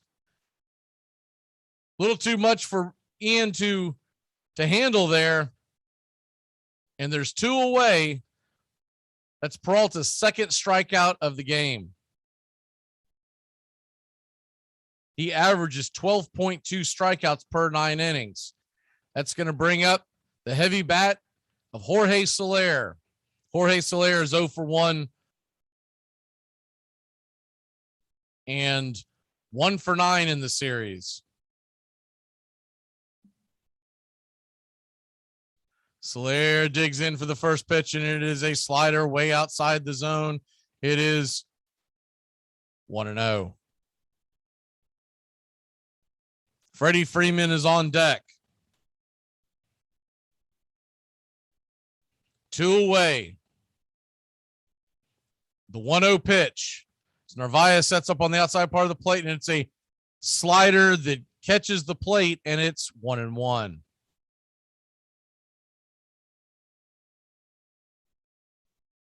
Your home plate umpire today is Alfonso Marquez. Here's the 1-1 delivery, and it is a slider outside the zone. It is 2-1 to Soler. First base umpire is Tony Randazzo. Will Little is at second. Quinn Wolcott, the third base umpire, and Esterbrook, game one's home plate umpire, is down the line with Muchinski down the right field line. 2-1 pitch to Soler, and it is a slider outside the zone. It is 3-1. Freddie Freeman stands on deck, ready to take his swings if Soler can get on.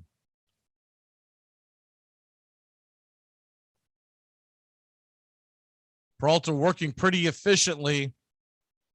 Remember, they only threw 7 pitches in the first inning. Here comes the 3-1 pitch from Peralta, set up outside, and it is a slider outside the zone, and that will send Soler down to first and Freddie Freeman to the batter's box. Freddie Freeman, who is 0 for 1 on the day, 1 for 6 in the series.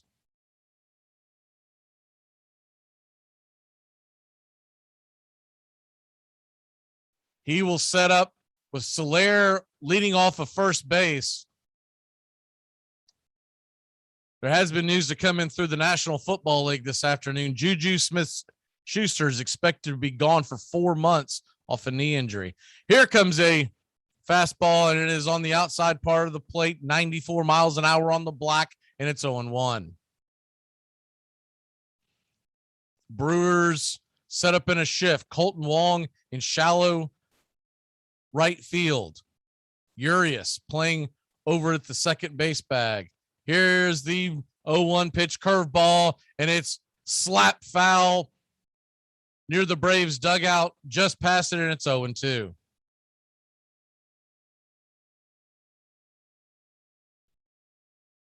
Pitch to Freddie Freeman. 1 runner on first. There's 2 away. Soler dances back and forth, and Peralta's going to step off the bag for a second as we'll start this up again. 0-2 count to Freddie Freeman. He digs in and set up on the outside part of the plate. Freddie slaps it foul, 97 miles an hour and out of play. Well over the third base side into foul territory in the upper deck, and we'll do it again at 0-2. Freddie's yet to get going here in this postseason. We've got a runner on. 2 outs, an 0-2 count to Freddie. And curveball swung on and check swing. He did go around, says Blue, and that will send us to the 4th inning. It's a strikeout, the 3rd for Peralta today. Brewers nothing, Braves nothing. We head to the top of the 4th inning. I'm Amy Lawrence, and I'm up late, always after hours, hanging out with you on CBS Sports Radio. Check it out, 2 a.m. Eastern, 11 p.m. Pacific. ACC football covered like no other here on the Armchair Quarterback. Reggie Gillespie dives into the end zone. The winning points for North Carolina State. And the teams come together in the end zone, pushing, shoving between the pack and the heels as Gillespie has scored the winning points, his 5th rushing TD. But these teams need to be separated. The emotion boils over on the last play of the game as Gillespie goes to the end zone. And it's a sea of Carolina blue and state red.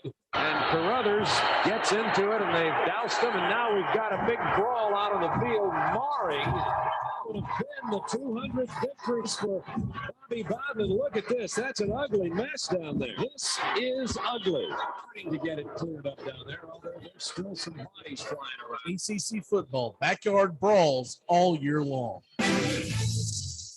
I'm up. Take his pick of the draft. Good pick, 6 rounds. TJ Hoshimazode. Yes, lock it up. Who? What? TJ, how's the vanilla? All right.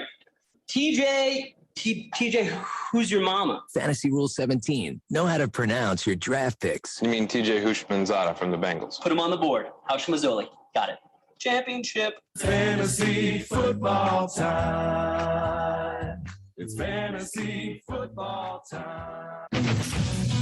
This is Jim Rome. Join me in the jungle for your phone calls and the biggest names in sports. Stop by weekdays, noon until 3 Eastern, 9 to noon Pacific.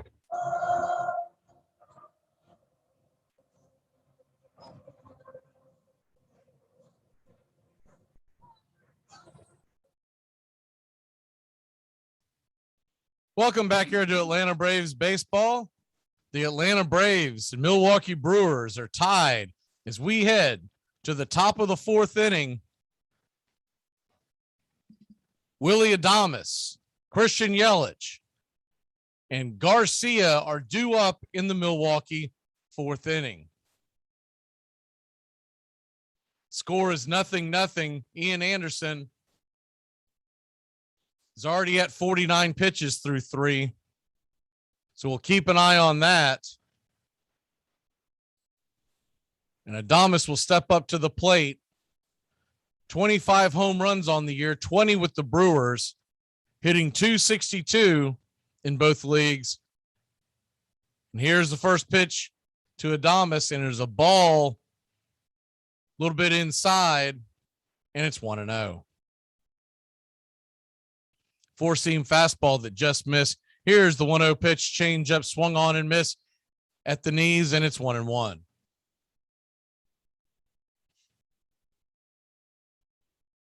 Ian Anderson trying to keep Adames off balance, throwing mainly fastball and changeups today. Here's the 1-1 pitch, and it's a changeup at the ankles inside, and it's 2-1. The dangerous bat of Christian Yelich is on deck. Here's the 2-1 pitch, and there's a fastball high and outside, high and up around the ump's head, and it is 3-1.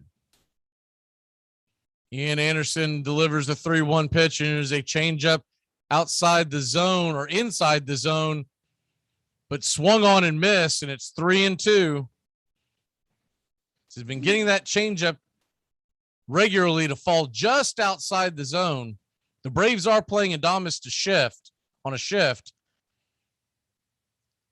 to the right side of the infield. Anything, or the left side of the infield, anything hit towards first, Freddie's by himself. And here comes the pitch, fastball swung on and missed, and it is strikeout number 4 for Ian Anderson. There's one away.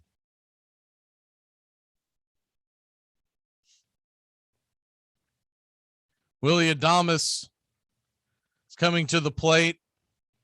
They're showing that replay again. Atlanta, if you're just joining us, should be up 1-0, but a base running blunder by Adam Duvall.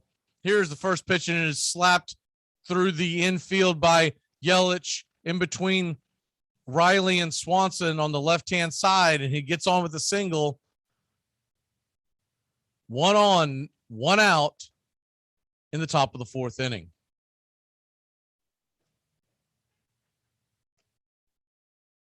It's a fastball that he just took where it came from. Ian Anderson this year has been swinging much more of a lighter stick.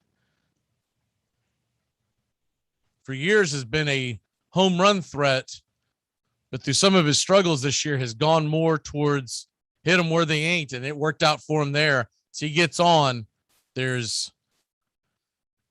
send Garcia to the mound. Avisail Garcia, 29 home runs on the year. The first pitch, and it is a called fastball strike at the knees, and it's 0-1.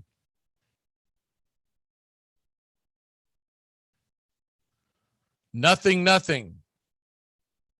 The Braves playing a shift, but Albie's playing close enough to second where if it is hit to him, they could turn 2.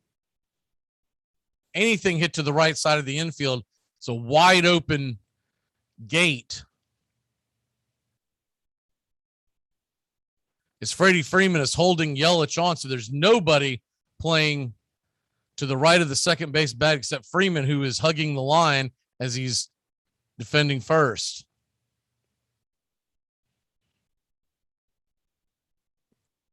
Garcia is leading off first, and here comes the 0-1 pitch from Ian Anderson. It's a changeup swung on and missed, and it's 0-2.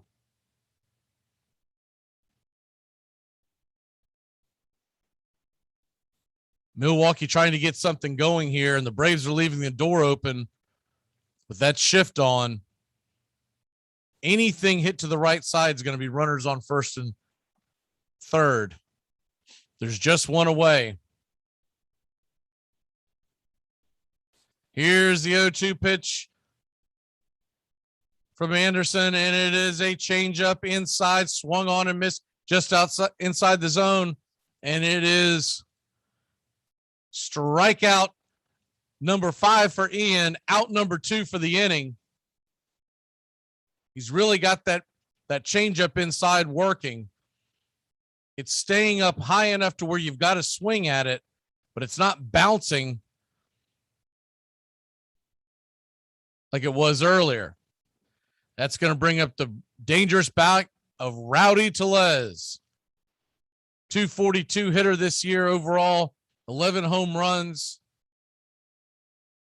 Played in both Toronto and Milwaukee. The big slugger steps in for the first pitch. Here comes the delivery from Anderson, the 58th offering of the afternoon, and it is a fastball on the outside part of the plate. It's 0-1.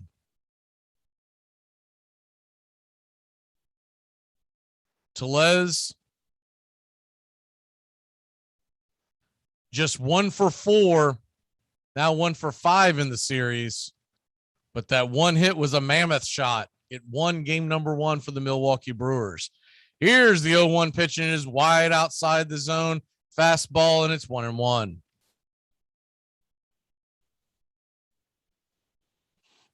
Tellez has the shades on tight. So we've got a partly cloudy day in Atlanta. It's about 75 degrees. Not terrible humidity.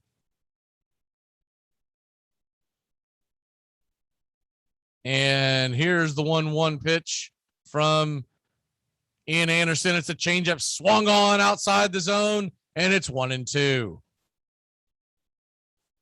Changeup kind of just fell off, almost had 2-seamer action. And here we go with the 1-2 pitch to Tellez. The crowd's getting on their feet. 1 on, 2 away. The 1-2 pitch to Tellez. Here's the windup and the delivery from Anderson to Travis d'Arnaud, and it is changeup in the dirt. It's ball 2. We'll do it again.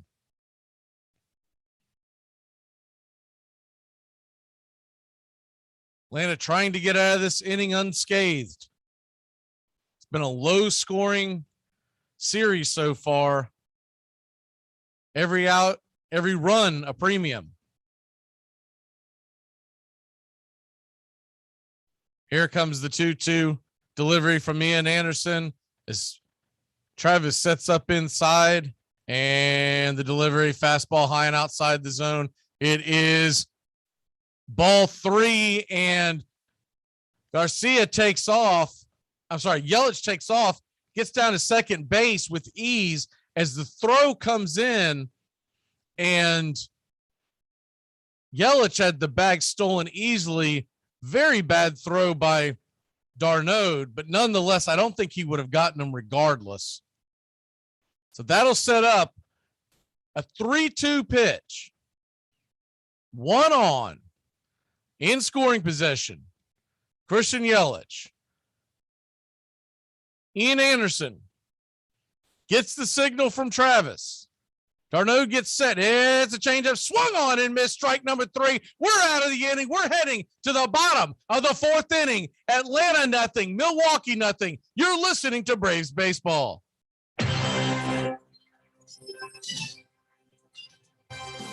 Armchair Quarterbacks Radio covers the whole SEC the whole season long.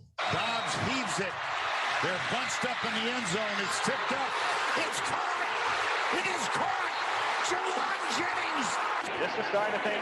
First quarter at the Gator Bowl in Jacksonville. And Walker digs to the right. Gets outside. The 35. Look out. He's past midfield and he's got a blocker. Cuts to the inside. Herschel Walker. There he goes again. Straight up the middle. Touchdown. Delayed reaction, but Tebow got in. Oh, jump pass. How about that? It's like 1955. Holy cow. Are you kidding me? Armchair. SEC! SEC!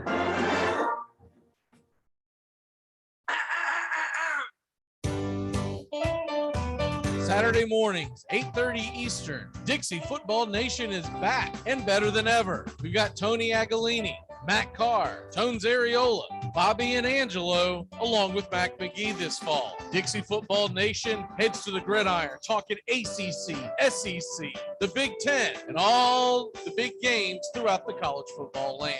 That's Dixie Football Nation, 8:30 Eastern, 7:30 Central, Saturday mornings on the Armchair Quarterback Show's YouTube channel, going live, or catch the instant replay.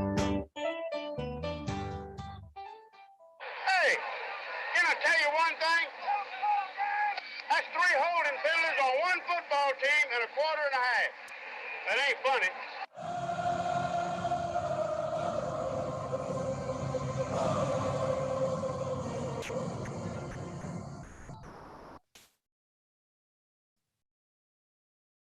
Welcome back here to Atlanta Braves baseball. The Atlanta Braves 0. Milwaukee Brewers 0. Got a 0-0 game heading to the bottom of the 4th inning. As Rowdy Tellez swung at strike 3 to end the top of the 4th inning. Milwaukee had Yelich on second base and squandered their scoring opportunity. Atlanta squandered an opportunity much earlier in the game where Austin Riley would have came across to score in the second, but Adam Duvall was gunned down at second base by Yelich after a deep fly for the final out before Riley could cross home plate. Here comes the first pitch of the 4th, and it is Mr. Ozzie Albies digging in, and the first pitch is outside. It's 1-0. Ozzie Albies 1 for 9 in the series. Here's the first pitch. Here's second pitch, and it's fastball hit weakly into left field, long before the warning track, and it's an easy fly ball for out number 1. Yelich is underneath it, and that'll send Austin Riley to the plate.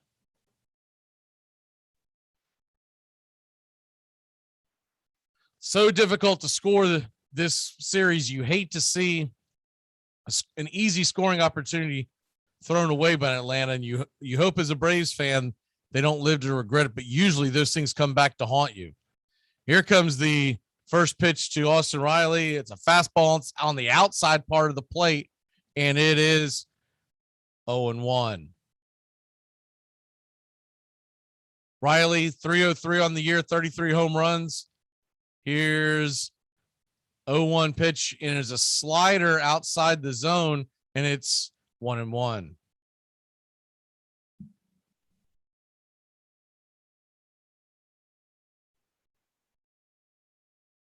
One pitch from Peralta. They set up inside, and it is a fastball inside. It's 2-1. 93 miles an hour. Peralta averaging 12 strikeouts per 9 inning. Does not throw the ball overly fast, but his wipeout sliders gets the ticket done. Here's the 2-1 pitch from Peralta. Riley loses his bat, and it's a swing and a miss. We'll take it to 2-2. The Milwaukee bat boy retrieves it and gives it to Riley. Did not make contact with the ball. The bat just flew out of his hand, went near the camera well. Looks like it might have hit the netting and bounced back. So no one was injured. Riley's going to get a new bat. I don't know if that bat broke or what happened there, but he's going to get a new bat. And so he'll dig in on a 2-2 count. Peralta gets set up. And the 2-2 delivery. And it is swung on, slider way outside the zone. And it is strike number 3. Ball goes in the dirt a little bit. So Narvaez is going to toss it down to first for the easy put away. And there's 2 outs here in the bottom of the 4th. Adam Duvall will come to the plate. See if he can make up for the base running error in the second inning. Duvall, 1 for 1 on the day, 1 for 8 in the series. He sets up, and here's a slider that is looked like it was check swing fouled. The ball bounced in front of the plate. Narvaez grabbed it and tossed it down to first, but they're saying that it hit the plate. And so do it again at 0-1. Looked like the ball was foul, and then see the showing the it banged the plate. So Narvaez throws down to first, and Craig Counsell's coming out to argue, to no avail. They're not going to overturn that terrible call in Boston last night. They're not going to overturn that. And so we'll start it again at 0-1. Well, now they're conferring. Don't know what the confusion is, but they are conferring, and it is going to be a strike, and we'll set this up again. Counsell, I guess, was wanting to double check with the first base umpire, but to no avail. And so we will start this up again. Adam Duvall on an 0-1 count from Peralta. Braves and Brewers are scoreless in the bottom of the 4th inning.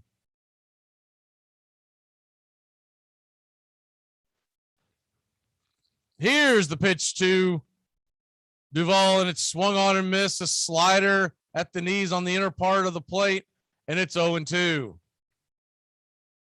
If Duvall reaches, Eddie Rosario would be next from the left-handed side of the plate.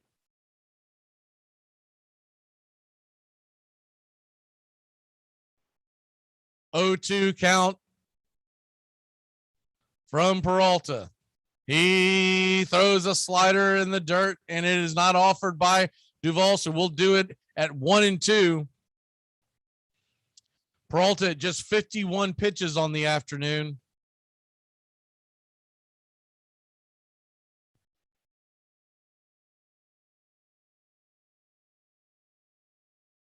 Peralta and Ian Anderson are in the top 6 of Major League Baseball on extension and delivery. Here's the 1-2 pitch, and it's a fastball hit high and deep into center field. It is off the wall. Adam Duvall rounds second. He's heading to third, and he'll be in for a triple. We'll see if the center fielder, Lorenzo Cain, is okay. He is down and looks like he's writhing in pain. He might just be shooken up, but they are going to go out there to check on him. So the ball was hit deep and into center field. It looked like it might actually have a chance of going out, but he collided. As I take a look at this one more time, it was a fastball on the outside part of the plate. It was hit high, and on a shot, it did hit into Cain's glove. But when Cain collided into the wall, and hit the ground, the ball came out. So at that point, Duvall kept hustling and rounded into third base. So he'll be at third base. It's a padded area.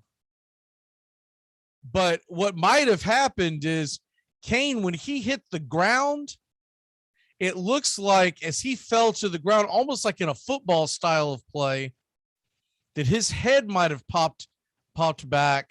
He's bent over on all fours as the training staff is talking to him. And he might have hit his head on the ground when he came backwards. The replay is coming back through very, very quickly, so they're not slowing it down. So he rolled backwards and looked like he might have hit his head,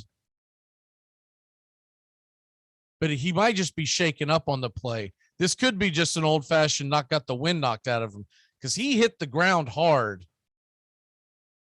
The padding helped him out immensely. He's grabbing the left part of his chest.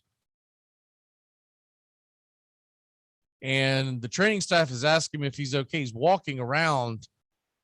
Can't tell if he's also now he's grabbing at his left shoulder, which is the shoulder that he would have hit. That's the shoulder that he made the catch with before the ball popped out.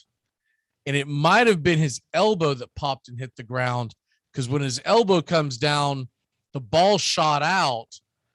In fact, Peralta thought that the inning was over. He was celebrating, running back to the dugout, and then realized the ball popped out, so then he had to go back up third base.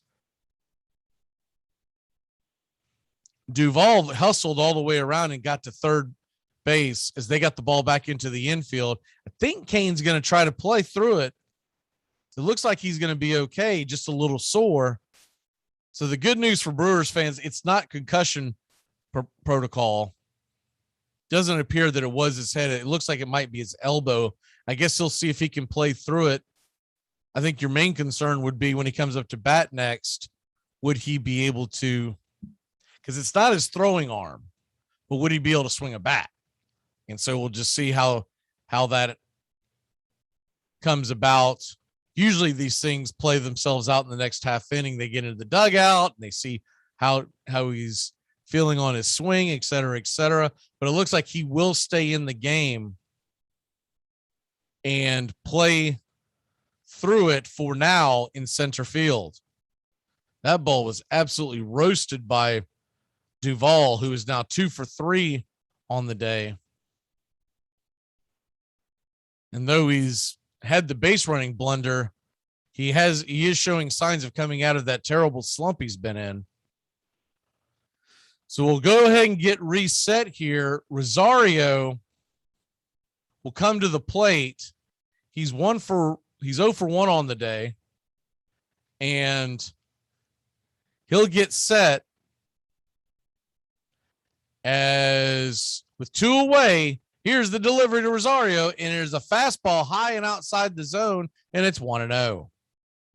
Rosario just missed one earlier in his last at bat, gave it a good ride, and that sent Riley from second to third. That set up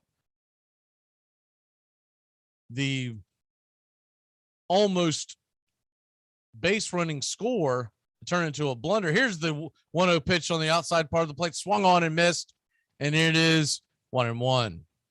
93 miles an hour outside the zone, up high. Rosario gave it chase. So here we go on a 1-1 pitch. Defense is playing pretty straight up and honest.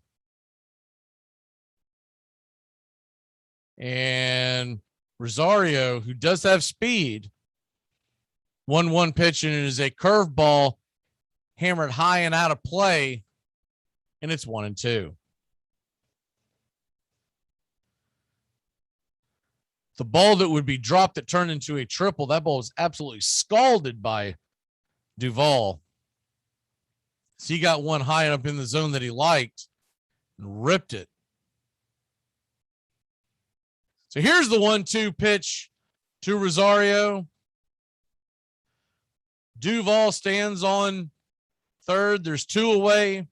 Travis Darnold is on deck, and it's low and inside slider, and it's 2-2. Capacity crowd in Atlanta.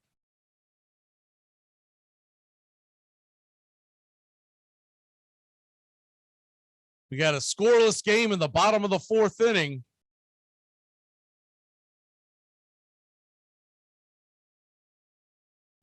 Two count.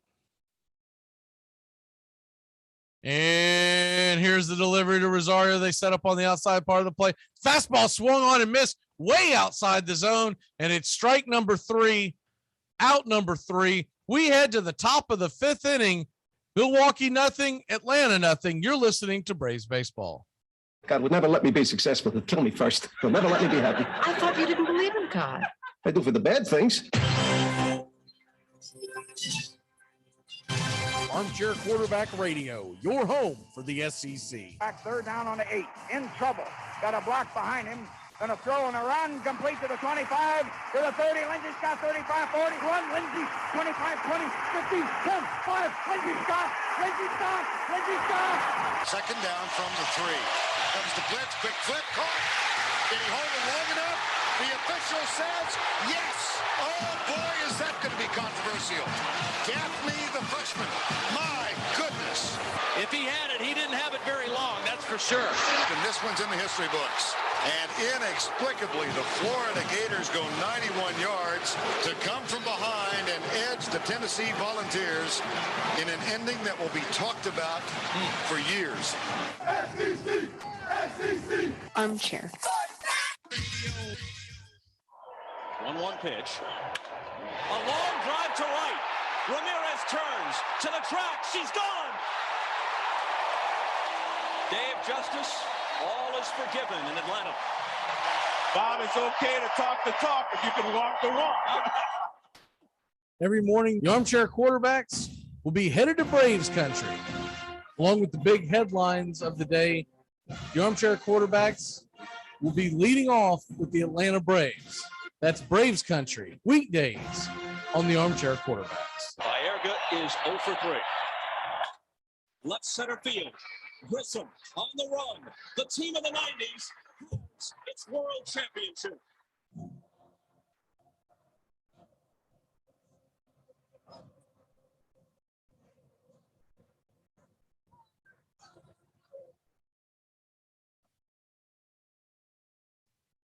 Welcome back here to Atlanta Braves baseball. The Braves and Milwaukee Brewers heading to the 5th inning, the top of the 5th. And it's 0-0.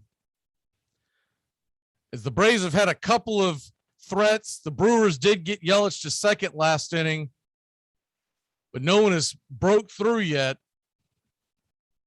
It's going to bring Luis Urias to the plate, excuse me. And Ian Anderson, 63 pitches into the afternoon, will take the hill once again. As we'll see if there's any update on Lorenzo Cain before the next inning. Lorenzo Cain banged into the center field wall, but stayed in the game. He would be due up third in this inning, so we'll see if he comes to the plate. Here's the first pitch by Anderson. It's a curveball, foul tipped, and it's 0-1. Urias batting from the right side of the plate, hitting 249 on the year, has 23 home runs. And here's a fastball right inside the fist underneath, and they're going to say it's hit him. And they'll send him or catcher's interference. See what happened here. Did the ball hit him? It barely scraped the knuckle is what happened. It barely scraped the knuckle. And I don't know why they were first saying catcher's interference. That's incorrect. It was a hit by pitch, barely. About the best way you can ever get hit in the hand by a pitch. It barely just kissed the glove. So he'll be on, nobody out. And that's going to bring up the catcher, Omar Narvaez, 266 hitter. Here's the first pitch, and it is a curveball popped high and out of play down the left field line, and it's 0-1. If you're scoring that at home, it is not a catcher's interference. It is a hit by pitch. And so here comes it's the last thing you want when you got 2 strikes on someone, but here comes the 0-1 pitch to Narvaez, and Anderson fires back over to first to keep Urias at bay, easily under the tag. We'll set it up again. Kane is on deck, so it looks like he is okay. 0-1 pitch to Narvaez as Darnold sits up on the outside part of the plate, and it's a fastball, just missed the zone, and it's 1-1. 92 miles an hour, about 2 or 3 inches outside.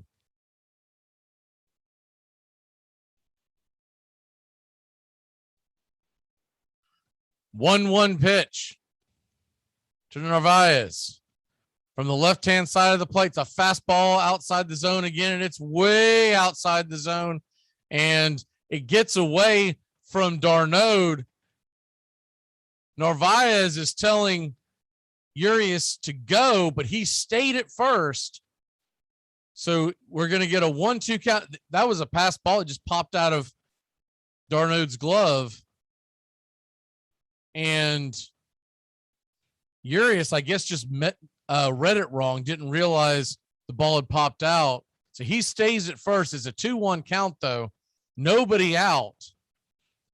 Anderson tosses back over to first base. Not much going on over there.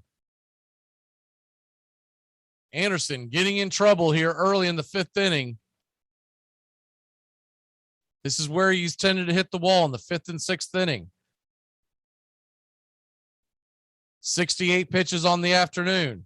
Here's the 2-1 pitch from Ian, and it is high and outside the zone. Look like the changeup. High changeup, and it's 3-1. Nowhere near the strike zone. So Narvaez did not even offer at it.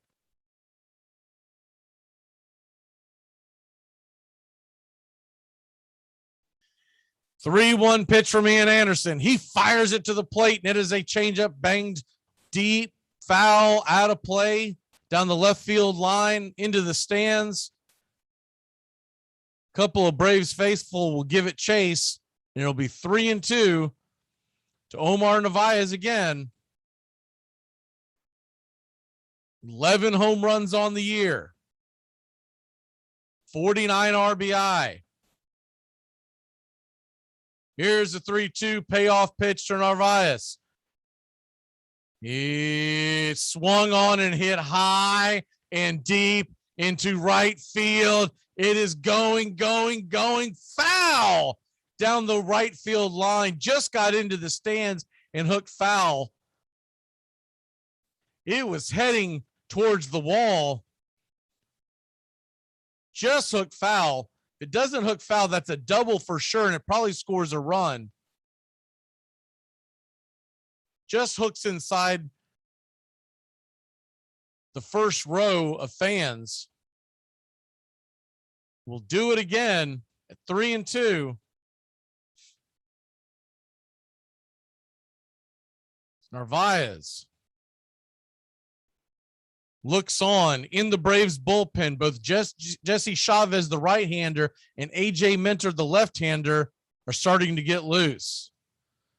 Here's the 3-2 pitch from Ian Anderson, and he shoots it down the left field line, and it is going to be a double, and that's going to put runners on second and third base, nobody out, and Ian Anderson, once again,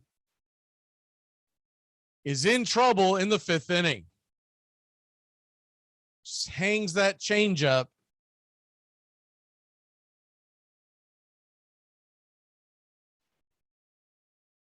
And in a 0-0 game, we'll see how quick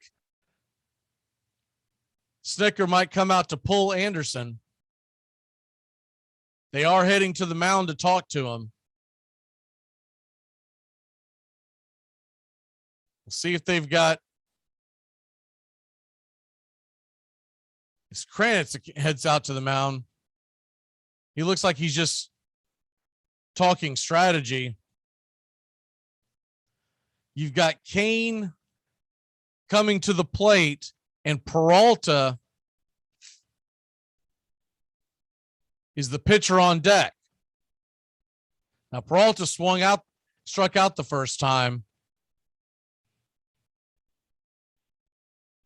That run not being scored in the second innings, coming back to haunt Atlanta, is you would almost have a run to play with, but with nobody crossing the plate for Atlanta and a 0-0 tie in the fifth inning,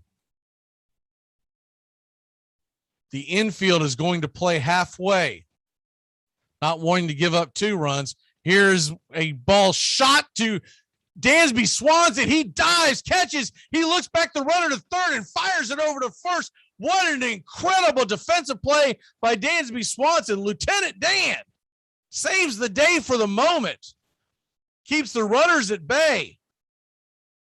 Incredible defensive gem by Dansby Swanson as Kane ripped it. And had he been playing back, Urias most definitely would have went home. But they had the infield halfway in. They'll probably creep a little closer with the pitcher spot due up. They may be bringing in Vogelbach. He is swinging his bat. He's getting loose. So it does look like they're going to pull Peralta. Looks like Daniel Vogelbach will come in for Peralta. Will Atlanta pitch to him? And if so, will it be Ian Anderson? As they do have the left-handed mentor ready in the bullpen. If they were to walk Vogelbach, you would essentially burn 2 players right there, because there's a very good chance they do not let Vogelbach run the bases. Slow-footed mammoth of a guy. His strength is not base running. And they've announced him to the plate. He sets up, and it looks like Atlanta will pitch to him, which is interesting. I expected them to walk him or go get the hook. Here's the first pitch by Ian Anderson. It's a curveball in the dirt, and it's 1-0. They could just be pitching around him. That would still send up the left-handed hitting Colton Wong to the plate. Colton Wong, who is 0 for 2 on the day. Vogelbach, first baseman. Here's the 1-0 pitch, and there's a curveball in the dirt. Once again, it's 2-0. Vogelbach looks like a first baseman that's playing in a beer league, which is fitting as a Milwaukee Brewer. Not very fast of foot, but he's just trying to get one to the outfield to bring home the go-ahead run. As there is a runner on second, a runner on third. There's only one away. No force out on the base paths, and 94 miles an hour inside, called for a strike, and it's 2-1. Gutsy move here by the Braves facing Vogelbach.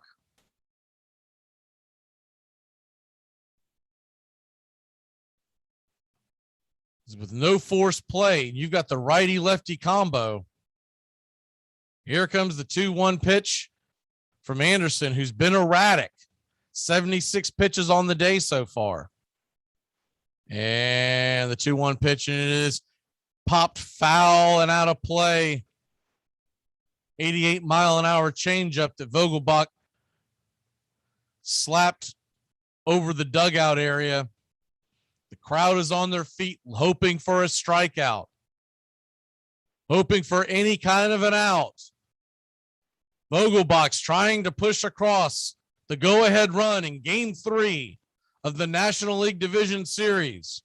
Ian Anderson gets set for the 78th offering of the afternoon. Darnode is outside, and he's a fastball, and it is popped over to Austin Riley. Austin Riley comes home, and Urias is easily going to be caught in a rundown in a pickle. So he is out on the relay, tagged by Riley. The runner at second does not advance. So Vogelbach will get down to first base. Urias is out, and you'll have runners on first and second with Colton Wong coming to the plate. Vogelbach reaching on a fielder's choice. So if you are scoring that at home, it's a fielder's choice. And it was a 5-2-5 put out, tagged on the put out, and that's going to bring Colton Wong to the plate, left-handed hitter, dangerous left-handed leadoff hitter. They're playing him pretty honestly in the infield. Here's the swung on and miss changeup at the knees, and it's 0-1. If Ian Anderson can get out of this mess, what a feat that would be. Braves not quick to go to the bullpen as they have had their woes in that middle relief. So you kind of understand why Atlanta did stay. It was just a little shocking. Here comes the 0-1 pitch from Anderson, and it is a slider inside, and it is held up. 1-1 will be the count. Colton Wong does not offer at it.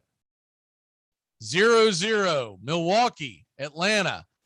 Top of the fifth inning. The Braves fans have the chop going. As Atlanta trying to get out of this mess. Here's the 1-1 pitch, and there's a slider in the curveball in the dirt. Almost hits Wong. And once again, it'll be 2-1. Willie Adames, who's 1 for 2 on the day, is on deck.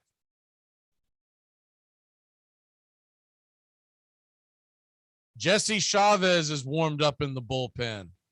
It looks like Minter is warmed up in the bullpen. Will this be Ian Anderson's last batter he faces? The 2-1 pitch, and it is a fastball inside and high. It's 3-1. High drama here in Atlanta, Georgia, Truist Park. And a scoreless game. In Game 3 of a 1-1 series and a best-of-5. It's all on the line on a 3-1 pitch to Colton Wong, and fastball swung on and popped high and foul out of play off the screen, and it's 3-2. So now you've got the runners on the move. You've got runners on first and second. They'll be going at the pitch. Anything hit in the gap would probably even score Vogelbach. The Braves defense is aligned slightly to the right, but not a full pull. Here's the 3-2 pitch to Colton Wong. Curveball, and it is rifled down the right field line, but Freddie Freeman is standing there. He grabs it, tosses it back. The inning's over. The Braves 0, Milwaukee 0. We head to the bottom of the fifth inning. Great play by Freddie Freeman. You better get that checked out. Better get that checked out? I would. What kind of a therapist are you? I'm telling you, I'm scared that something terrible's going to happen to me right away. You start looking for tumors? I'm trying to help you. I bet you're rooting for a tumor. I think you better go. No, I'm going, baby. I'm going. It's important to remember the value of taking time for ourselves to do the things that help us grow and explore, like learning something new. And now with the Great Courses Plus, it's never been easier to experience the joys of learning. The Great Courses Plus offers thousands of streaming videos that cover hundreds of fascinating topics, from World War II to choosing the perfect wine. You can even take a course on the U.S. government or dealing with stress and anxiety. And because the Great Courses Plus partners with world-class professors and experts, you're always receiving thoroughly vetted, high-quality content from every lecture. Plus, you can watch or listen anytime, anywhere with the Great Courses Plus app. So take a little time for you. Sign up for the Great Courses Plus today for a free month of unlimited access. Visit thegreatcoursesplus.com/radio to get started. That's thegreatcoursesplus.com/radio. I'm up. Biggest pick of the draft. Fifth pick, 6th round. TJ Houshmandzadeh. Yes, lock it up. Who? What? TJ, how's the vanilla? All right. TJ, who's your mama? Fantasy Rule 17. Know how to pronounce your draft picks. You mean TJ Houshmandzadeh from the Bengals? Put him on the board. Houshmandzadeh. Got it. Championship. Fantasy football time. It's fantasy football time.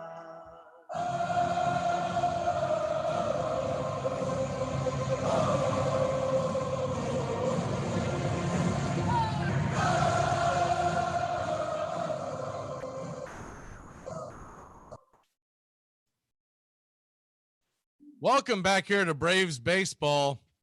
You're just joining us.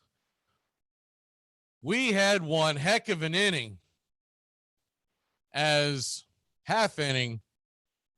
Milwaukee failed to score, but they had runners on second and third and nobody out.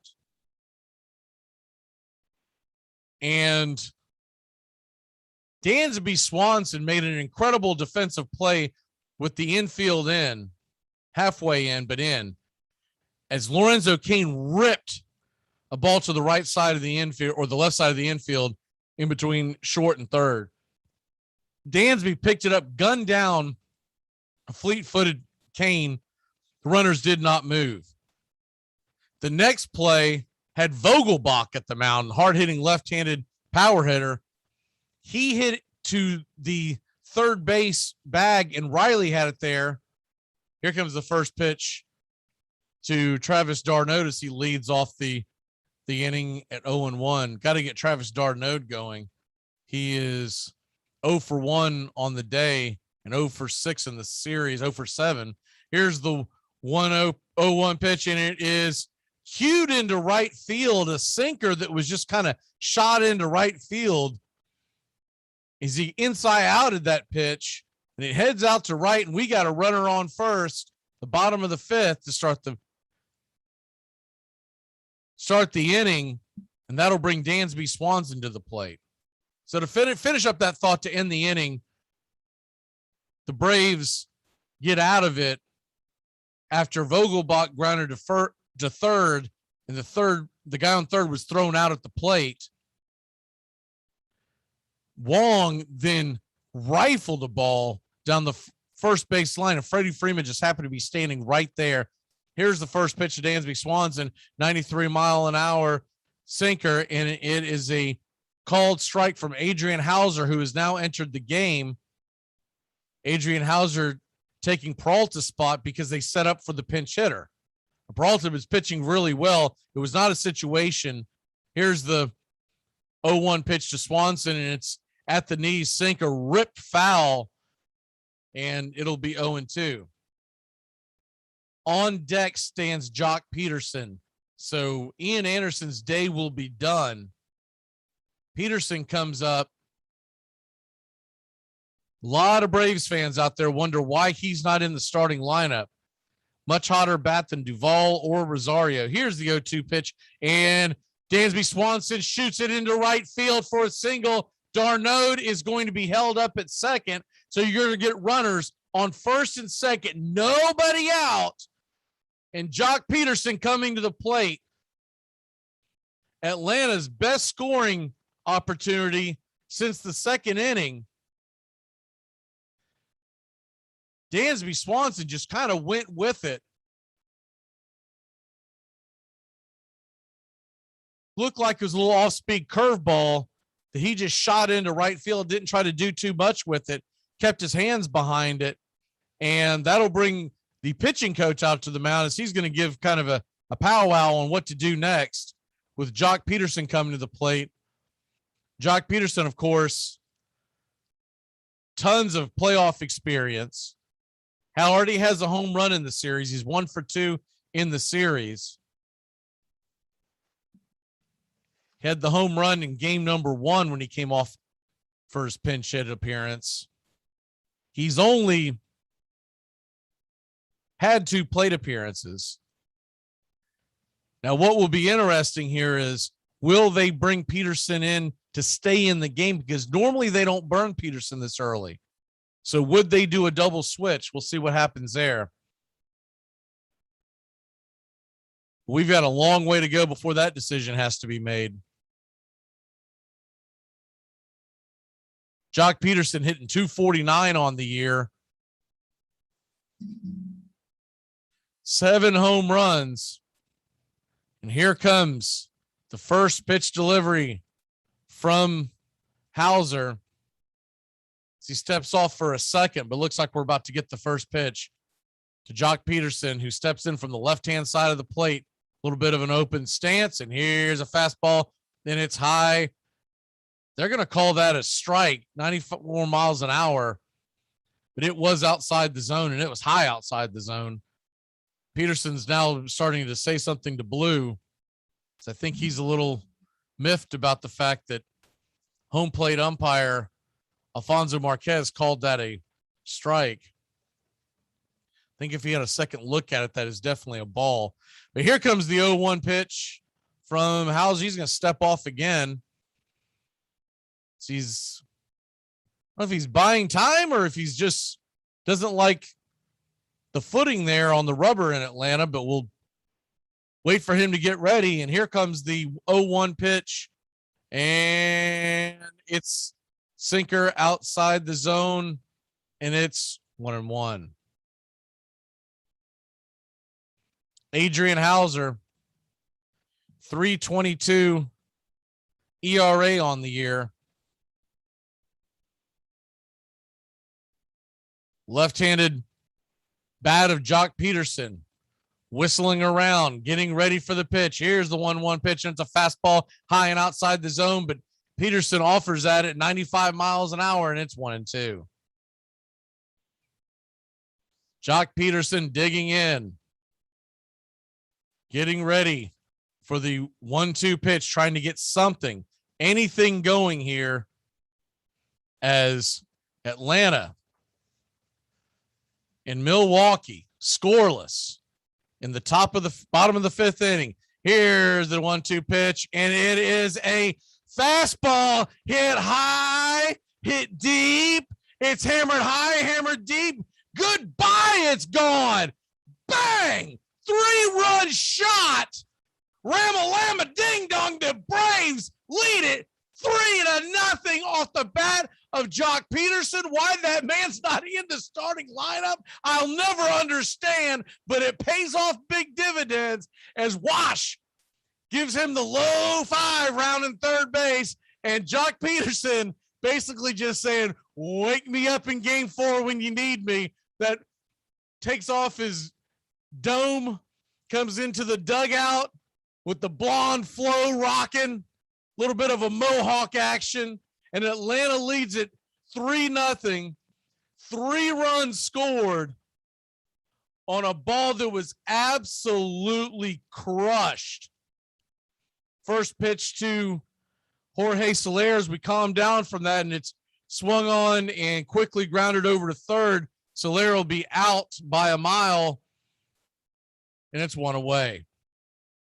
He hit that thing into the chop house, baby. A 3-run bomb. They're showing the dugout, and Atlanta PD's finest is jumping up and down. The whole city's behind this. And here comes Freddie Freeman to the plate. The first pitch is outside, and it's 1-0. Freddie Freeman's due. 1-0 pitch to Freddie. It's low and outside the zone. It's 2-0. Hauser giving up a 3-run shot. The Braves lead at 3-0. And fastball outside, and it's 3-0. Ozzie Albies is on deck. What an incredible postseason so far for Jock Peterson. Here's the 3-0 pitch swung on and hammered foul towards the camera well, and it's 3-1. It really dumbfounds you that Peterson is not in the starting lineup, but it is nice to have that bullet in your arsenal when needed. Here's a 3-1 pitch, a sinker, and it's pulled foul by Freddie. Will do it again on a full count. It's 3-2. You can see the double-edged sword there, but you wonder why they don't want him in the lineup to have to face 4 times through the lineup. He's a solid outfielder as well. Here's the 3-2 pitch. It is a changeup in the dirt, and that's going to put Freddie on, 1 out. And Mr. Ozzie Albies comes to the plate. Will Hauser face him? The series is tied at 1 apiece. That ball went right up there towards the chop house. The fans went absolutely bonkers. He crushed that like an ant. Ozzie Albies sets up, and they're going to call time. So that'll send the catcher Narvaez out to the mound. I think we're going to have a mound visit. They're trying to buy time in the Milwaukee bullpen. They do have action. Hunter Strickland is warming up, but he looks like he's just at the beginning of it. He's not even on the mound yet. He's just doing the long tosses. So it's Hauser's mess for the foreseeable future until they can get someone warmed up. Probably looking at it as best case scenario, if the inning were to continue, maybe he's ready when Duvall comes up. But you got Ozzie Albies, lefty, in the box, Riley on deck, 1 runner on, 1 out, and it is a sinker outside the zone. It's 1-0. If you're just joining us here, we're in Atlanta, Georgia. The Atlanta Braves lead the Milwaukee Brewers 3-0 off a 3-run pinch hit home run by Jock Peterson. Here's the 1-0 pitch, and it's in the dirt, and they'll fire it back down to first base as Freddie was kind of leaning off. Freddie's back in there, and Tellez tries to catch Freddie napping coming up off the base and tags him again, but to no avail. And we'll reset it up here. Freddie has been known to pick his spots to run. So here's the 2-0 pitch to Ozzie. And fastball high outside the zone. It's 3-0. 3-0 pitch hasn't been able to find the zone. You'd like to see Ozzie take one here, put the pressure on Hauser.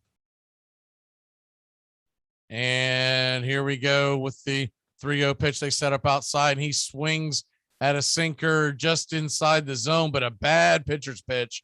And it'll be a weak pop fly over to left field in front of the warning track. Yelich gets it back in. Freddie scampers back to first, and there's 2 away. One of those at bats there where the maturation of Ozzie Albies continues, but you've got to take that pitch. You've got to put all the pressure on Hauser, who's still got to be rattled. but there's 1 on, 2 away. Austin Riley comes into the game, batting .303 on the year with 33 home runs, and he's a first pitch swinger, and it's 0-1. Hauser delivering his 22nd pitch of the afternoon, of the inning. So he came in relief for Peralta, who was pulled for a pinch hit. And the 0-1 popped high and deep into left field at the warning track. And Yelich will get underneath. It looked like he got a little more of it than he did, but that'll do it. We will head to the top of the 6th inning. Atlanta 3, Milwaukee nothing. You're listening to Braves Baseball. This portion of the show is being brought to you by The Best Things in Life, which are still free with minimum purchase at participating dealers.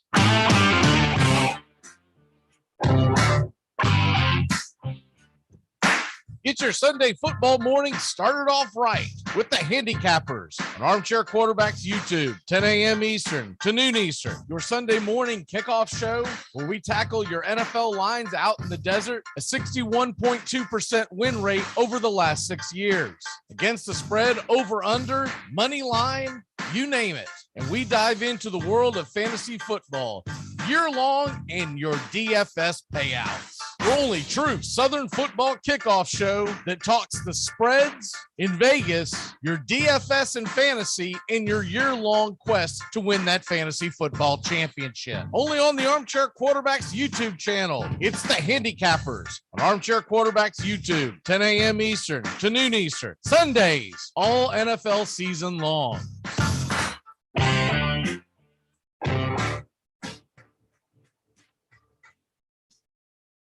It all starts with just one thing. Glass jars can be reused to store food and spices, as a holder for combs and brushes in the bathroom, or as a container for plants and homemade candles, in addition to simply being recycled. Find tips and more at onethingus.com. Let me tell you something. If the U.S. government decides to stick a tracking device up your ass, you say thank you and God bless America. Hi, this is Britney Spears. What up, this Jay-Z. This is Jennifer Lopez. Armchair.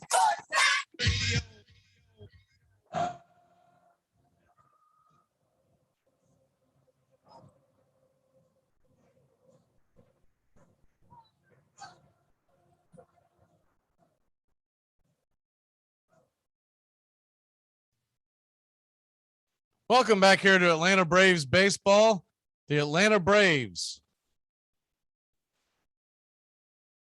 on a 3-run home run by Jock Peterson in the last inning. They lead the Milwaukee Brewers 3-0 as we head to the top of the 6th inning. We'll get a pitching change, and Jesse Chavez will come in for Ian Anderson. So they will not keep Jock Peterson in the game, as they will substitute the pitcher spot out, and Anderson is done for the day. He is the pitcher of record. Here comes the first pitch from Chavez, and it is fastball on the outside part of the plate, cutter to Willie Adames, and it's 0-1. That'll close the books on Anderson. 5 innings, 6 strikeouts, 3 hits, no walks. And the 0-1 pitch is hit high and deep into left field. Rosario's underneath it, and that's out number 1 of the 6th, bringing in Christian Yelich. Jesse Chavez, more of a crafty pitcher nowadays than anything else. Will not blow up your radar gun, but does have good control. Here's the first pitch, cutter on the outside part of the plate, and it's 90 miles an hour. Called for a strike. It's 0-1. 2.14 ERA this year, 36 strikeouts. Here's the 2-1 pitch, cutter outside, just missed, and it's 1-1. Yelich, 248 on the year, 9 home runs, 1-1 pitch. Cutter swung on and fouled back. It's 1-2.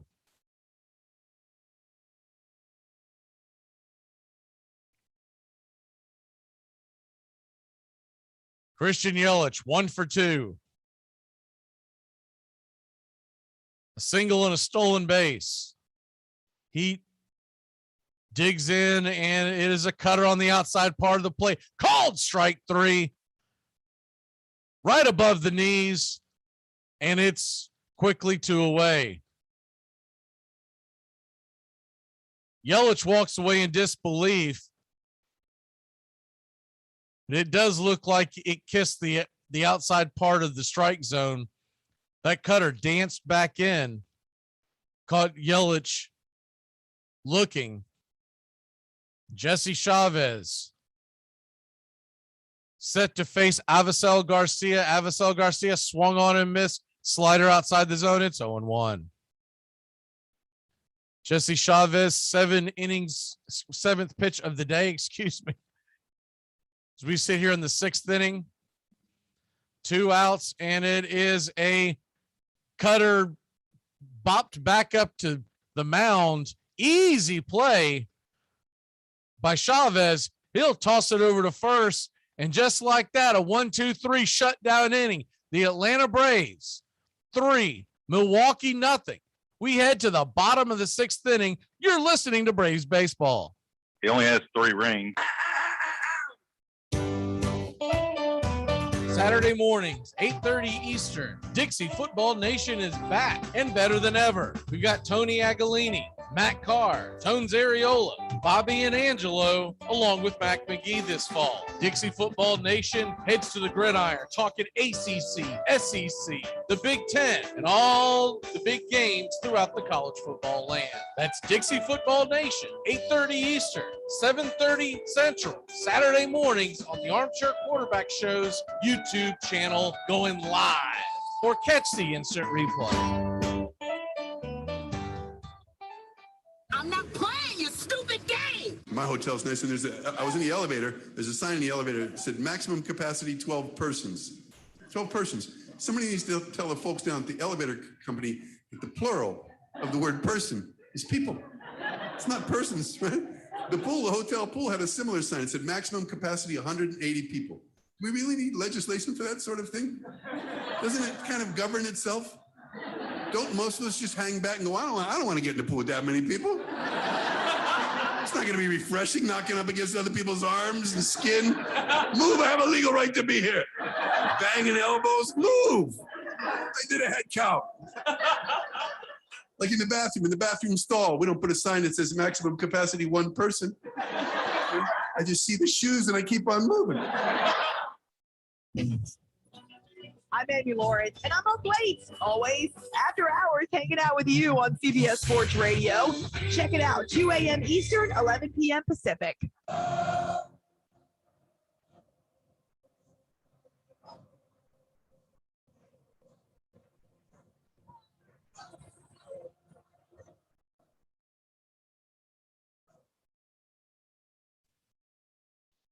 Welcome back here to Braves Baseball.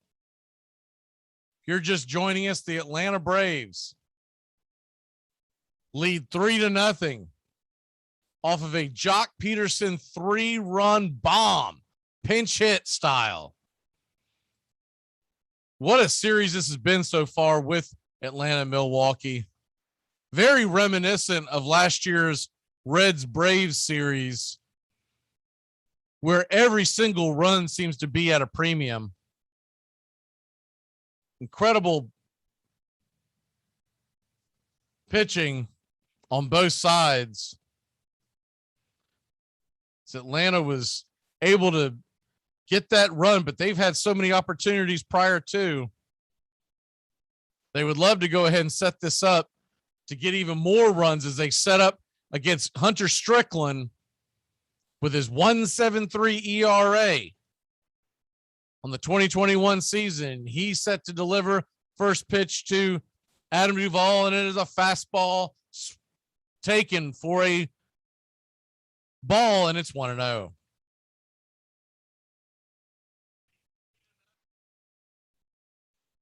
Atlanta 3, Milwaukee nothing.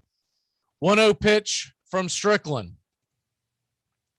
Here's the delivery from Hunter Strickland, and he swing on in a slider outside the zone. It is 1-1. Hunter Strickland predominantly throws that hot gas at 97 and a slider that drops off about 15 miles lower.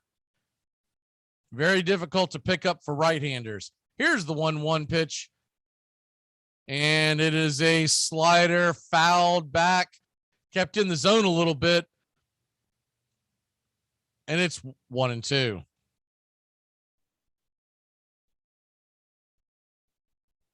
That slider hung in the zone a little more than I think Strickland or Narvaez would want. It's the type of pitch that a lot of times Duvall will roast. He's starting to pick up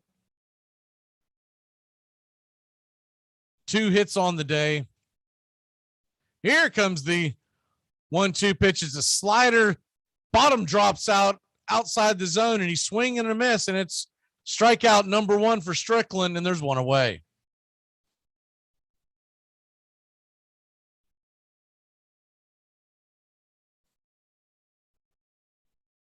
Adam Duvall had came into this series struggling came into the game struggling mightily at the plate, but he is 2 for 3 today.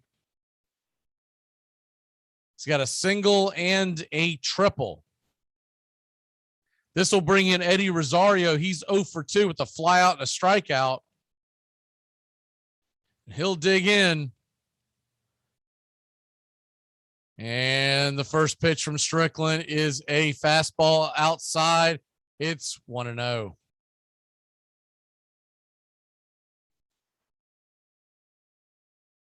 Travis d'Arnaud is on deck. If anybody gets on, Dansby Swanson's in the hole with the pitcher spot to follow. The Brewers playing a slight shift. The shortstop is left of the bag, though. And here's the 1-0 pitch, and it is a slider missed outside, and it's 2-0.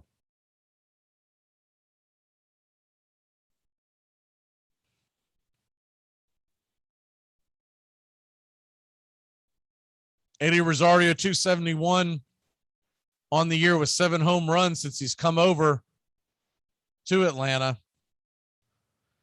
Here's the 2-0 pitch, and it is swung on and hit, roped into right field as the diving Colton Wong could not make a play, and Rosario makes a wide turn at first, but he'll scamper back, and he gets a single, and the Braves have 1 on, 1 away. Travis d'Arnaud. That ball was just past the diving glove of Colton Wong. Great defensive effort. Rosario just pulled it and hit it on the screws. So here we go. 1 on, 1 away.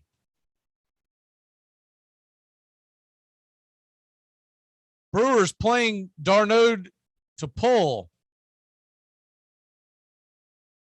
Second and third base are straight up, but Wong is pulled over to pull just right of the second base bag. Anything hit to the left-hand side, he would easily be able to turn a double play. If d'Arnaud's able to shoot it over to the right side, it's going to be very difficult for anyone to get a hold of it. So here comes the first pitch as Strickland sets up, and it is a fastball high and outside the zone, up around the eyes, and it's 1-0.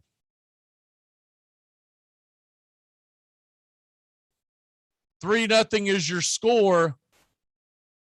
Bottom of the 6th inning, 1 away. In a series that's tied at 1 apiece. Here comes the 1-0 pitch. And they set up outside, and it is a fastball high and on the outside part of the plate, and it catches it for a strike. It's 1-1.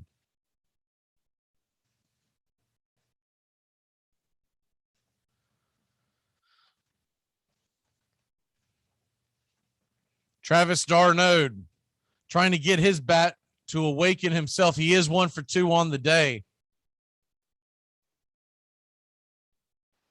1 for 7 in the series.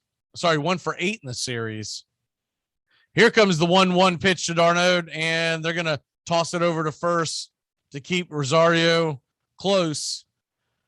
No tag is applied. We'll start it again at 1-1. Miami quarterback Derek King is out for the season. They have announced, if you're a college football fan out there. Here's the 1-1 pitch to d'Arnaud. And nope, they're going to fire it back over. Another pickoff attempt. Rosario, it's not even close. He goes back in standing up again. Might be just trying to keep him honest. They're trying to keep that double play in order. The slow-footed catcher at the plate. Here we go.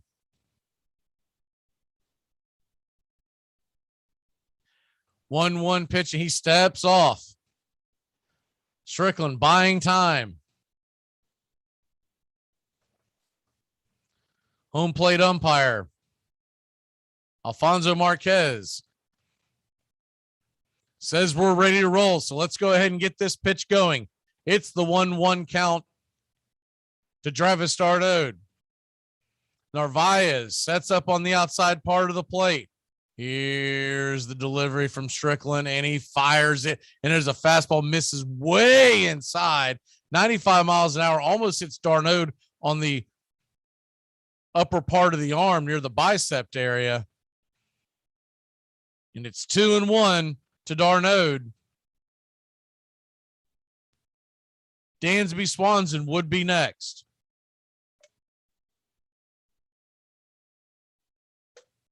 The Brewers defense is playing pretty much straight away. Here's the 2-1 pitch to d'Arnaud. They set up on the outer part of the plate, and it's a slider across at the knees and in the zone for 2-2.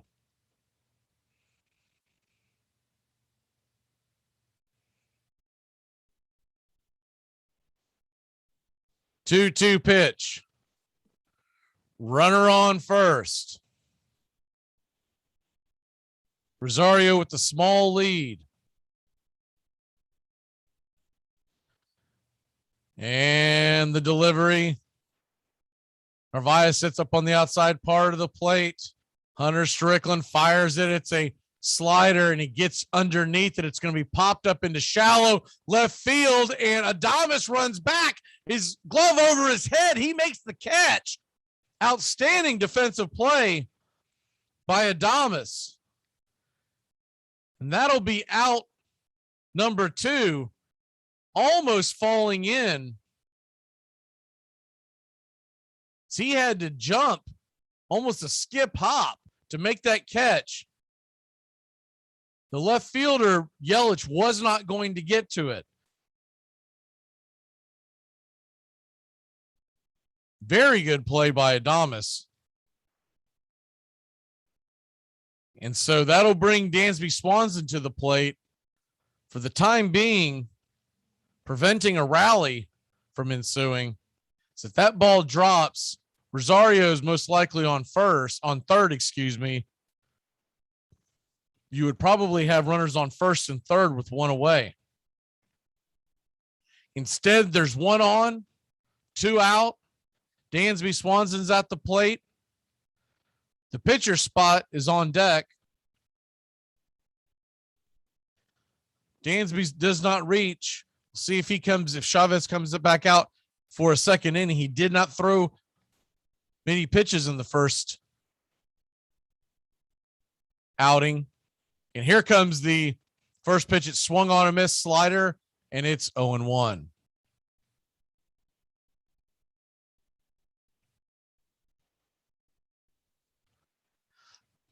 0-1 pitch to Dansby Swanson.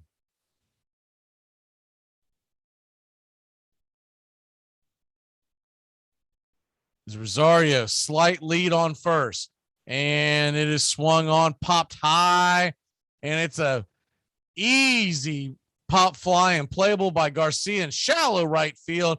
He's on the run. He makes the catch, and that ends the sixth. Atlanta 3, Milwaukee nothing. We head to the top of 7. To protect his family from disaster, Steve used his camera phone. Done. By taking pictures of his important documents, Steve can always have them stored online. Learn more simple disaster prep tips at ready.gov. A message from FEMA and the Ad Council. Nix again with 36 seconds left. Ball at the left hash mark. 2 wide outs to the right, 1 to the left. Florida's got the big rush on Nix. He floats 1 in the end zone. It is goal, touchdown Auburn! Sanders caught it! Touchdown Auburn! Touchdown Auburn! Frank Sanders from Nix. Auburn's ahead. Auburn's ahead. Touchdown of 8 yards. Nix to Sanders. Can you believe it? Can you believe it? Auburn has done it again. Ball game is over. I have seen it, but I do not believe it. Yes, the streak is alive. Auburn 36, Gators 33. Number 1 has fallen by the wayside. It's not what he said, you ignorant wretch. Spanish is worse than their English. Saturday mornings, 8:30 Eastern. Dixie Football Nation is back and better than ever. We've got Tony Agolini, Matt Carr, Tones Areola, Bobby and Angelo, along with Mac McGee this fall. Dixie Football Nation heads to the gridiron, talking ACC, SEC, the Big Ten, and all the big games throughout the college football land. That's Dixie Football Nation, 8:30 Eastern, 7:30 Central, Saturday mornings on the Armchair Quarterback Show's YouTube channel, going live, or catch the instant replay.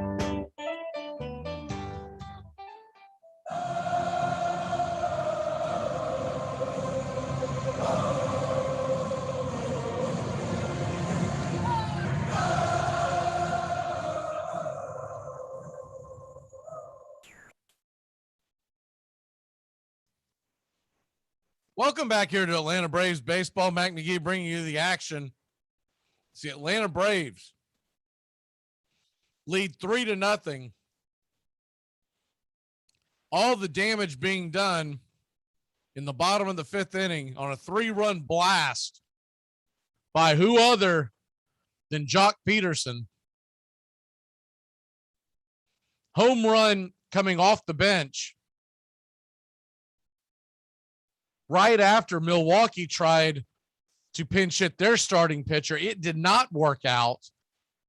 Atlanta did get it to work out for them, and that's going to bring Tyler Matzik to the hill. Tyler Matzik, 2.57 ERA in 63 innings this year, 77 strikeouts, 69 appearances. And he will face the very dangerous switch hitting right-handed bat of Eduardo Escobar. Dig in for the first pitch, and it is a curve ball outside and in at the knees, and it's 1-0. Escobar coming on to pinch hit for Tellez, the first baseman. And it is a fastball hammered foul down the left field line. Would have been in the seats without the screen, and it's 1-1. Escobar, 28 home runs on the year, 90 RBI, 786 OPS. Remember, he came over in the trade from Arizona. Can play all over the infield. And here comes the 1-1 pitch from Matzik, and there's a curve ball, dribbled foul behind the plate, and it's 1-2. On deck is the left-handed hitting Urias.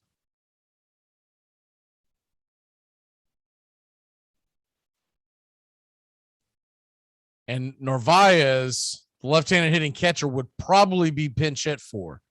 So a good spot to bring in Matzik as you force the hand of pulling Tellez over out of the game. Here's the 1-2 pitch, and it is fastball hit back and out of play. We'll do it again at 1-2. You force the hand of Escobar to be put in. Urias would be next unless he is pinch hit for. Not likely, but they could do that. And then Narvaez, the catcher, he will have to be hit for. And remember, they've already burned Vogelbach as a pinch hitter. So here comes the 1-2 pitch from Matzik. They set up and he fires it. Curveball, just got a piece of it. We'll do it again at 1-2.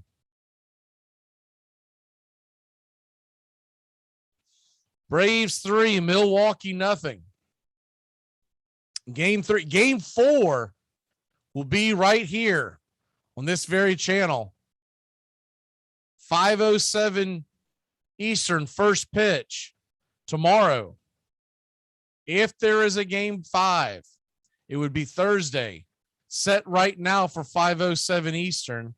Here's the 1-2 pitch, and it is a fastball roasted into left field and over the head of Rosario. Escobar's on his horse, and he's going to cruise into second base for a double. And Milwaukee's got something brewing here with Luis Urias coming to the plate.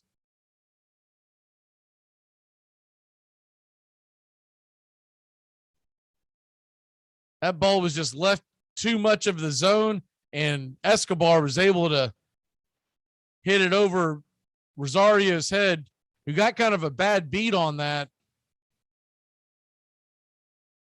Went in a little bit. By the time he overcorrected himself, it was too late. And that looks like that's going to bring up a pinch hitter as well. So let's see who we got coming up here. As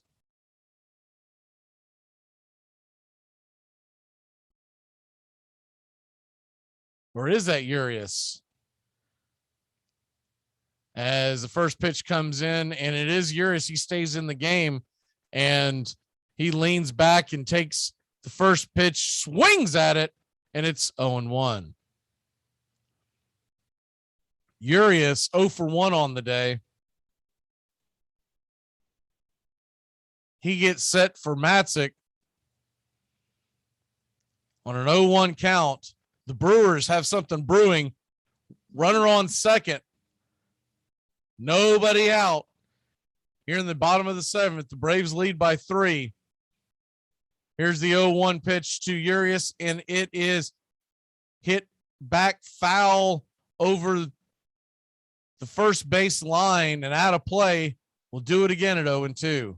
Narvaez is on deck. Lorenzo Cain is in the hole. After that, you would get the pitcher spot once again.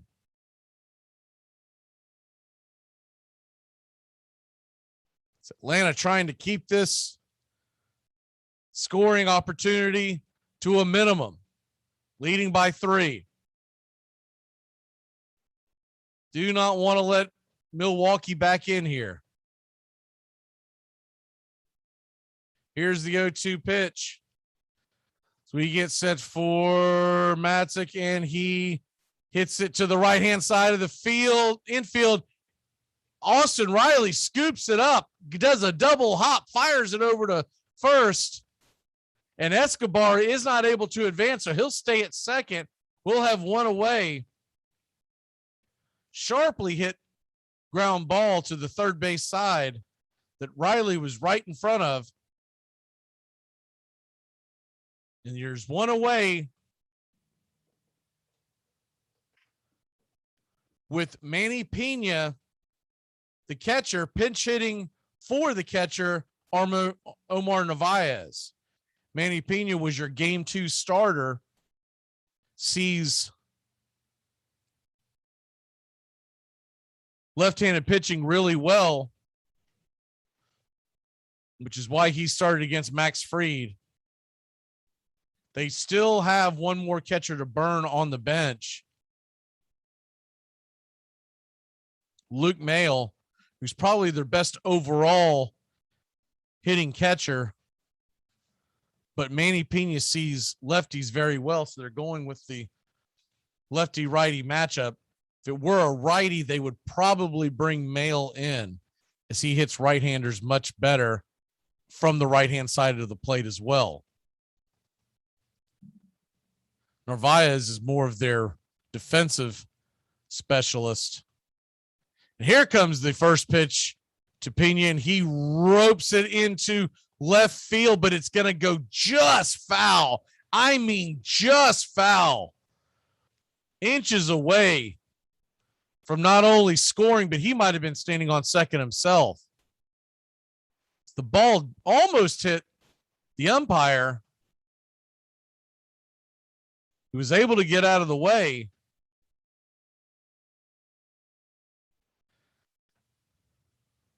But that's going to make it 0-1. Pena sitting right on that pitch. The Braves do have action going in their bullpen. But of course, Matzik at least has to face the minimum of 3, which is Manny Pena, would be the third batter. So here comes the 0-1 pitch to Manny. And Matzik fires a slider in the dirt. It's 1-1.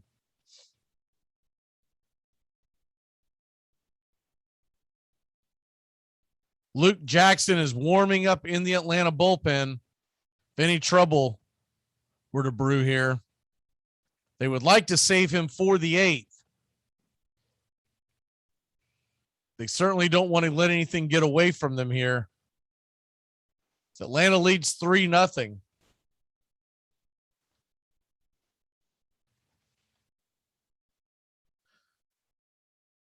Here's the 1-1 pitch from Matzik. And it is a curveball on the outside part of the plate, called for a strike at the knees. And it's 1-2. Slow slider, fast curve. And you're going to set up with the 1-2 pitch. He's gone slider, slider, slider. Here comes the 1-2 delivery from Matzik. And he rocks and fires a fastball, popped up high and shallow into center field. Duvall's easily underneath it.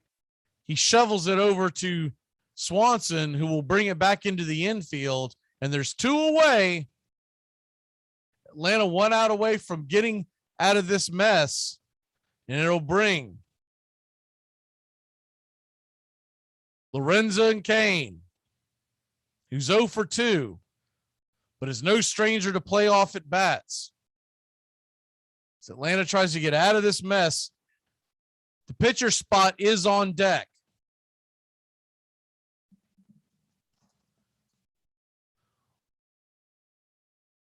Luke Mail, Jace Peterson, Tyrone Taylor are all available, along with JBJ off the Milwaukee bench. Here's the first pitch, 96 mile an hour, popped up out of play towards the Braves dugout on the first base side, and it's 0-1.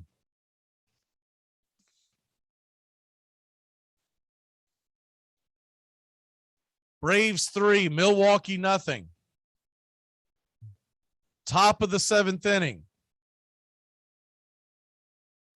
Atlanta trying to get out of this scoring opportunity for Milwaukee as the 0-1 pitch is headed towards Lorenzo Cain's way as he goes to dig in. Here's the 0-1 pitch from Matzik, and he gets the sign, looks back over his shoulder, and the delivery, fastball, hit high and out of play into the stands, and it's 0-2.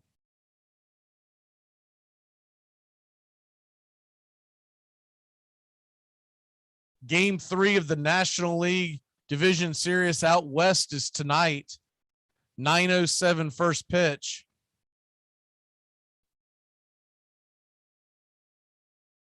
9:37 first pitch. The Rays Red Sox are tonight at 7:07 first pitch. Giants Dodgers are tied up at 1 apiece. Here's the 0-2 pitch, and it is a fastball way inside the zone.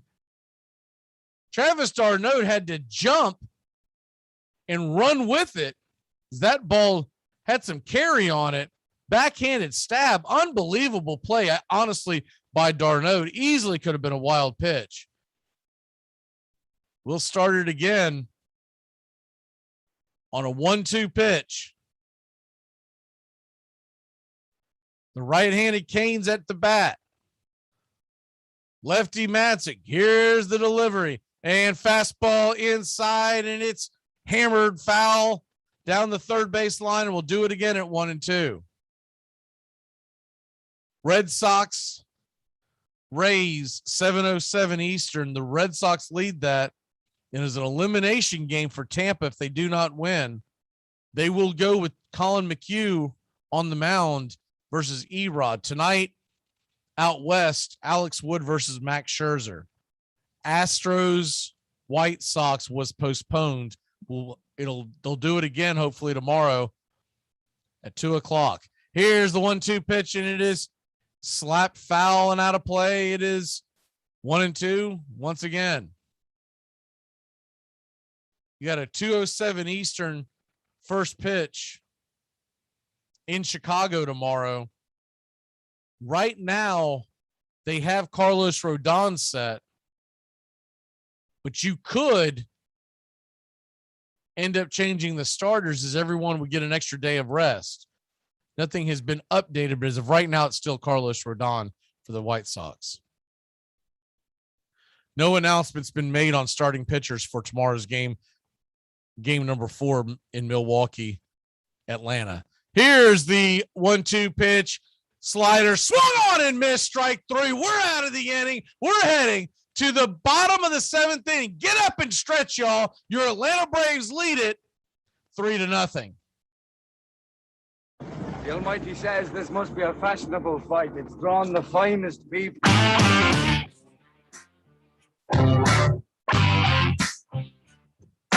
Get your Sunday football morning started off right with the Handicappers on Armchair Quarterbacks YouTube, 10 a.m. Eastern to noon Eastern. Your Sunday morning kickoff show where we tackle your NFL lines out in the desert, a 61.2% win rate over the last 6 years.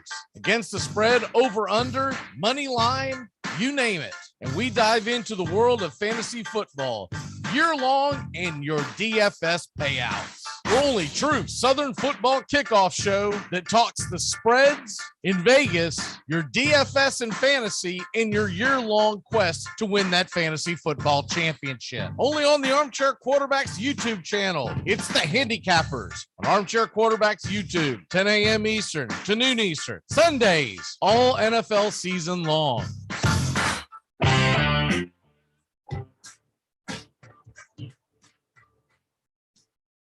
Tom has been a teacher for over 40 years. One day, I think one of the students had asked the question and he didn't remember the answer. And I also noticed that he was letting his class out earlier than they were supposed to let out. I was really starting to worry. Levi and I talked about how it would change our lives, but he was there beside me. When something feels different, it could be Alzheimer's. Now is the time to talk. Visit alz.org/ourstories to learn more. A message from the Alzheimer's Association and the Ad Council. Let's keep the Dodgers in Brooklyn. A house is not a home without Playoffs? We'll talk about playoffs? You kidding me? Playoffs? I just hope we can win a game.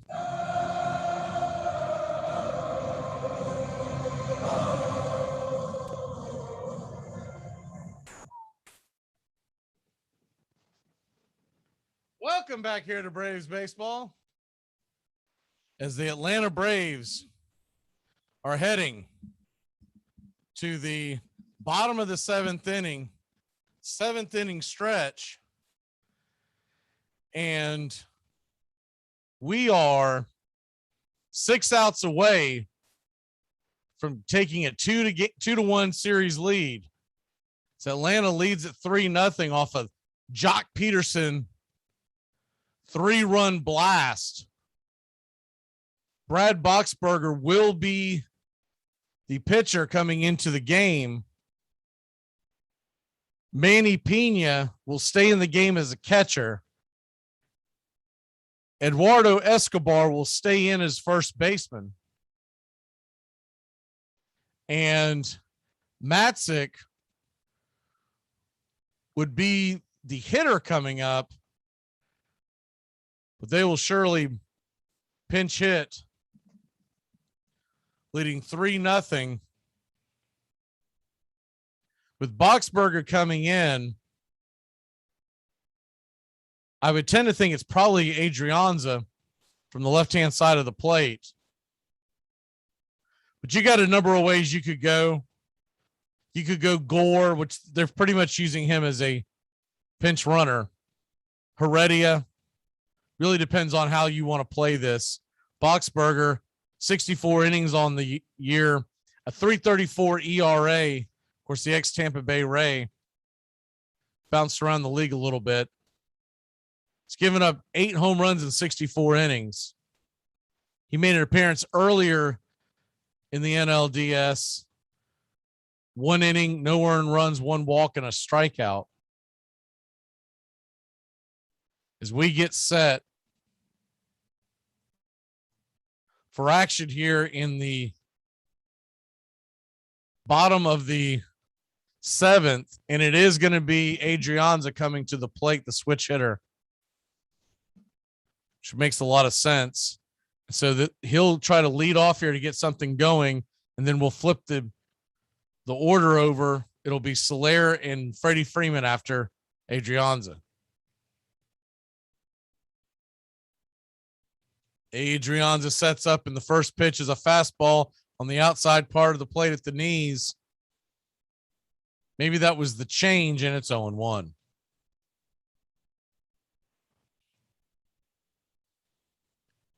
Adrianza digs in, gets ready for the 0-1 pitch, and fastball inside, and it's 1-1, 93 miles an hour just off the plate. Breaking news has come across from the National Football League. Kadarius Toney will not be suspended. They're throwing punches in Sunday's game. Here's the 1-1 pitch, and it is a fastball at the knees. Slider, make it, and it's 2-1.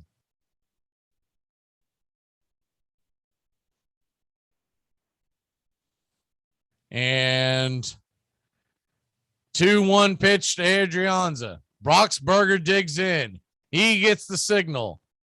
Here's the delivery, and it is swung on and missed. Fastball inside the zone, but high and wide, and it's 2-2. Adrianza trying to find any way to get on to start. The bottom of the 7th inning, they are playing a shift on Adrianza. Wong and Escobar playing straight up. Second, shortstop is playing close to the second base bag, and the third baseman is playing in the shortstop area. So anything hit down the line would easily make it to a double. Here's the 2-2 pitch, and it's fouled back. Looked like that was a fastball, 93 miles an hour inside the kitchen. He fought it off, and it's 2-2. Adrianza, with his speed, anything that could get to the left side of the infield would be a double for sure. Here's the 2-2 pitch to Adrianza, and it is a changeup, low and inside for a ball. It's now 3-2 with the dangerous Jorge Soler standing on deck. Atlanta 3, Milwaukee nothing. 7th inning. Here's the 3-2 pitch, and it's popped up high and weak, shallow center field. Yelich, who's been busy today, will easily corral it, and it's out number 1.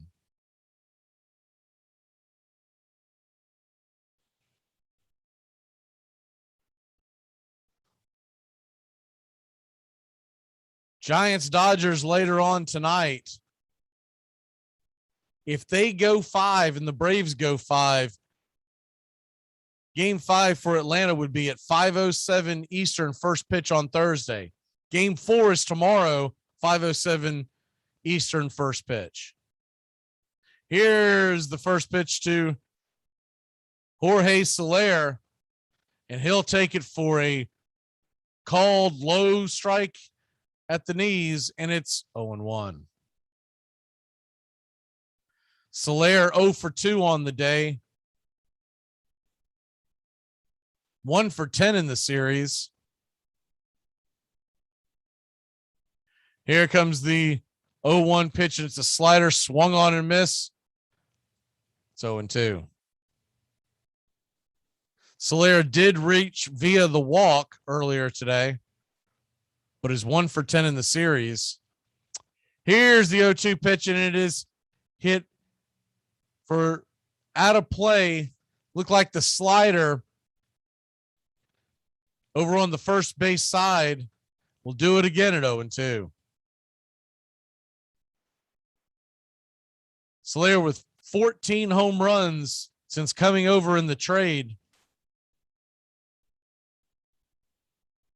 On July 31st to Atlanta. Here's the 0-2 pitch, and it's a fouled back 93 miles an hour outside part of the plate, and we'll do it again at 0-2.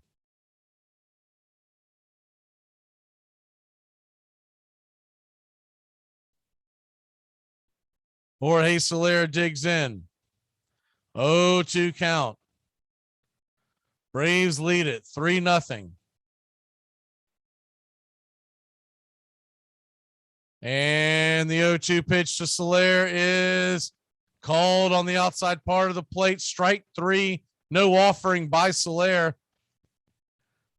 Might have been a little wide, but it was definitely close to the black. Can't take that pitch, and Soler is going to head to the dugout. Striking out for out number 2. Freddie Freeman comes to the plate. Freddie Freeman 0 for 2 with a walk. Yet to really get going. He's 1 for 7 in the series.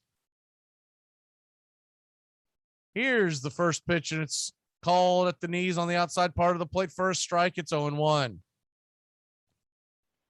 93-mile-an-hour fastball.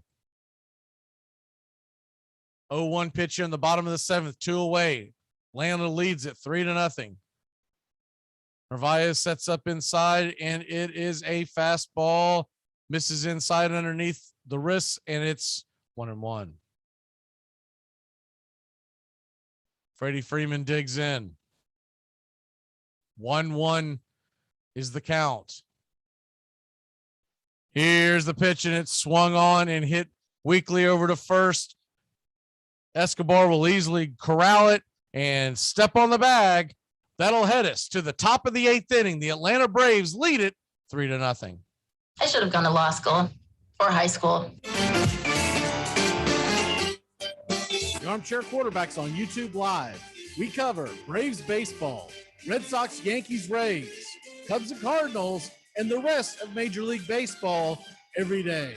Subscribe and like us today. Your first choice for sports talk live from the First Coast.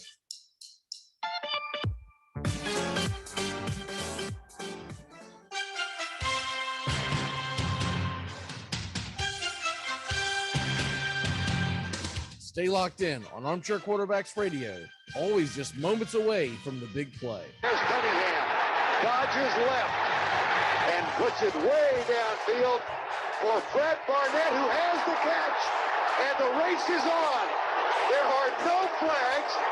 A 95-yard touchdown.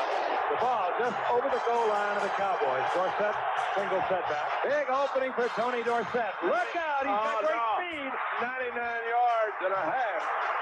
Dorsett down the sideline. Stays in bounds. Can you believe that? 99.5-yard run, I think, is the longest run in the history of the league. Here's Cunningham back to throw it and going deep, and he's got Morris, and there's the flag on the play, and Morris is going to pass and is in the end zone anyway. Touchdown. Just throw it as far as you can. Randy Moss is amazing. Randall Cunningham is amazing.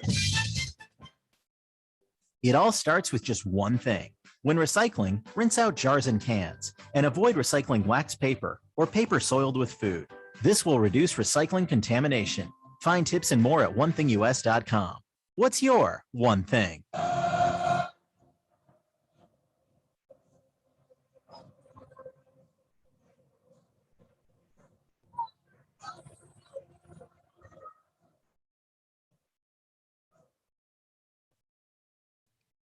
Welcome back here to Braves Baseball. An early tilt today. 1 o'clock first pitch if you're just joining us, or 1:07 first pitch, excuse me. And we are heading to the top of the 8th inning. The Atlanta Braves lead it 3-0. We'll have the call for you here tomorrow. A little later start, I think, to everyone's happiness. It'll be 5:07 Eastern first pitch.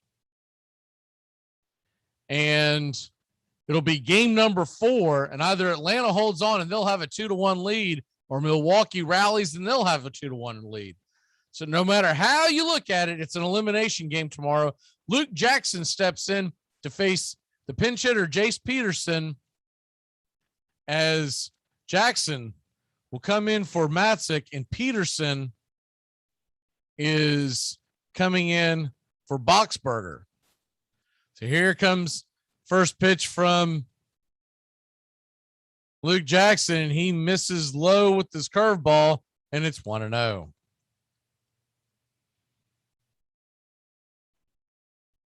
Jackson, 1.98 ERA on the year. 1-0 pitch, and it's a fastball wide and outside. Can't find the strike zone so far. It's 3-0. Here's the 3-0 pitch from Jackson, and throws a fastball high and inside, and just like that, 4-pitch walk. And Luke Jackson gets himself in trouble already. Troubles a brewing from the crew. It's 3-0 Atlanta, but 1 on and nobody out in the top of the 8th inning. That's going to flip the batting order over. And the top of the order comes up in Colton Wong. Colton Wong, 272 hitter on the year, 14 home runs. Here comes the first pitch, and it is a fastball down the pipe, 96 miles an hour for a strike, and it's 0-1.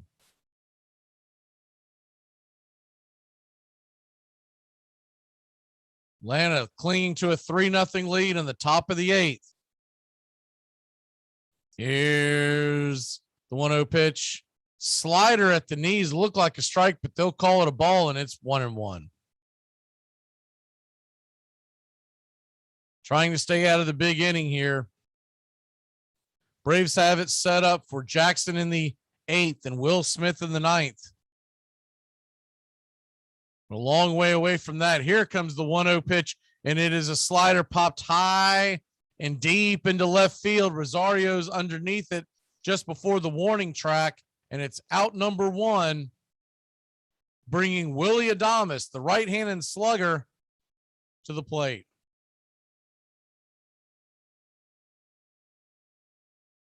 Hard to believe, as good as the Tampa Bay Rays were this year,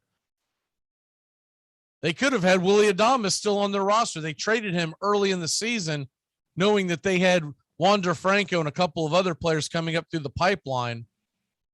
An embarrassment of riches for Tampa, as they face their own elimination game tonight in Boston. 7:07 first pitch.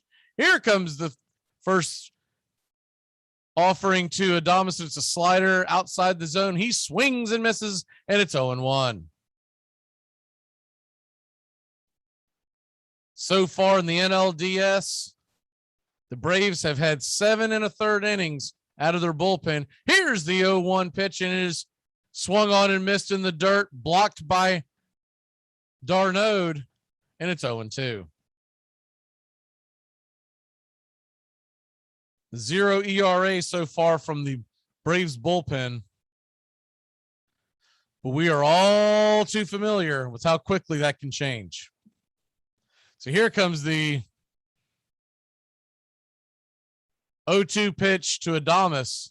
And it is, here's the delivery. And it is inside slider.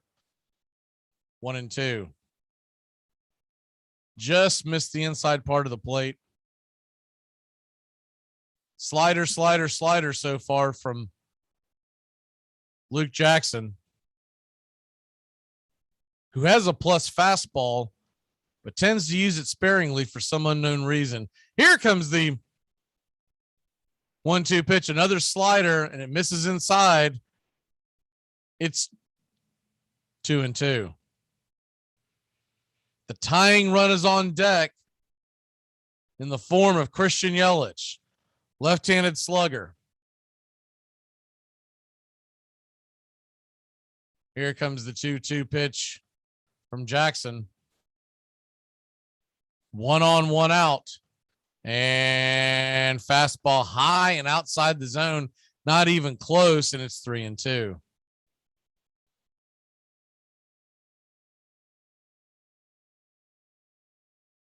One on, 1 out. The third batter that Luke Jackson has faced, so they could go to the pen if need be on the next batter. Riley Swanson and Albies play left of the second base bag.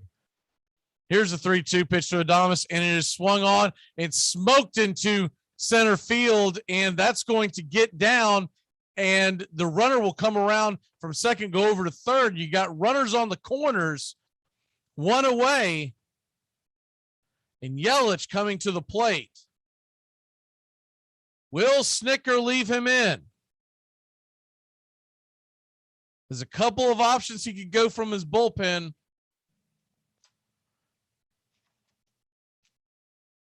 AJ Minter, Drew Smiley, Will Smith, all left-handed pitchers. The game is on the line. Will he leave it be? And here's the first pitch, and it is shot up the middle, and Dansby's going to grab it, corral it, step on the bag, fire it over to first. It's a double play by Dansby Swanson. What an outstanding defensive play by Dansby Swanson.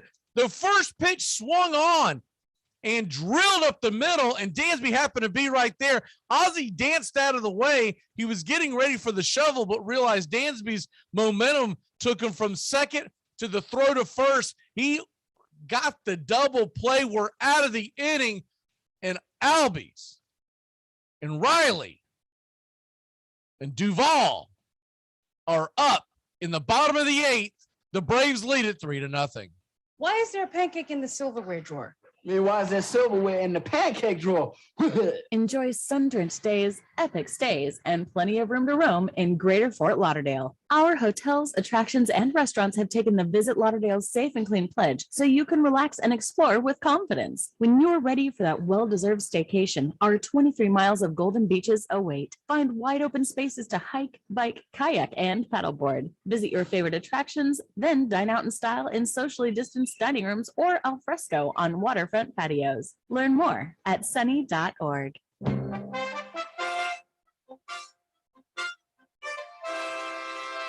Don't miss a moment of heart-stopping NFL coverage on Armchair Quarterback Radio. Riggins. He's going to go all the way unless Blackwood can catch him, and he can't. 3rd and 3.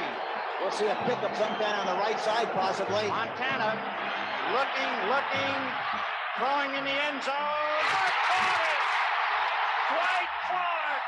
Only 12 seconds left to play third quarter. Here's Marcus Allen cutting back upfield, and Marcus Allen could be gone. 74 yards for Marcus Allen. The quiet man of this football team, Scott Norwood. He can fire the shot heard round the world now. Here we go with 8 seconds to play. Our drama here in the Super Bowl. But in the end, got the distance.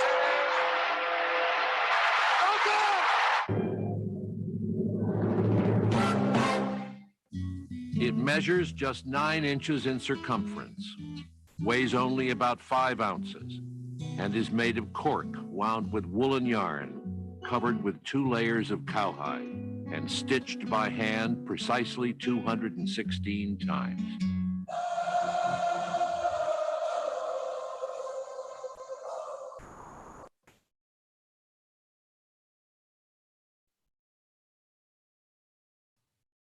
Welcome back here to Braves baseball as the Atlanta Braves lead it 3-0. Exciting, low-scoring game so far. So Atlanta would love to add another run or two here. 3-0 sounds like a lot, but with this Braves bullpen and Will Smith around the bend getting ready here in the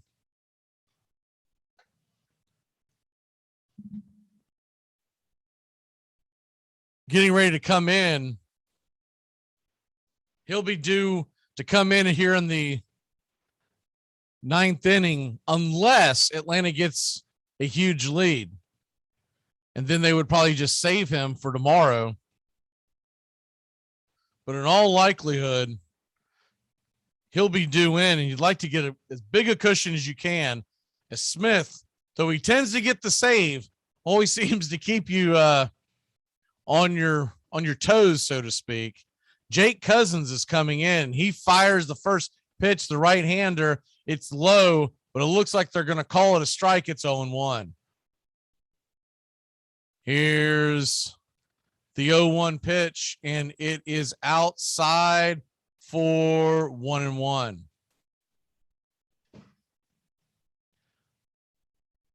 One pitch from Cousins to Albies, and Albies fouls it off 95 miles an hour, and it'll back to the screen, and we'll do it again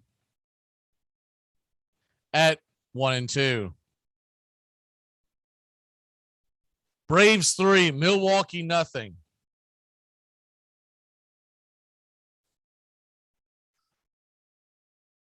Cousins digs in. He gets the sign. Here comes the delivery. And in the dirt, it's 2-2. Slider just missing. Austin Riley is on deck. Adam Duvall is in the hole. If anybody gets on, Rosario is due up.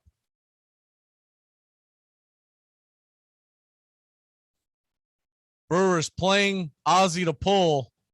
Anything down the third base line would go way a ways. And he's going to smoke it instead off the right field wall. And Ozzie's on his horse, digging. And he is into second base with a leadoff double. Ozzie Albies. Hello, Mr. Albies. Welcome back to the party. He gets a double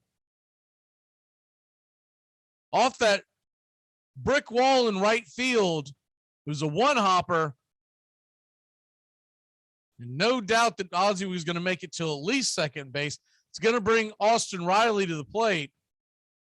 And Atlanta's got a threat going. Would love to push this to a 4-run lead. Of course, if you took the bet out in Vegas, the team total for Atlanta today was 3.5. It was 3.5 for both teams. 8 was the over-under altogether. Here's the first pitch to Riley, and it's a fastball at the knees. It's 0-1. Brewers playing the defense pretty straight up with the second baseman keeping Albies honest, drifting back and forth. Here's the 0-1 pitch to Riley, and it is a sinker swung on and missed 95 miles an hour right by him. And it's 0-2.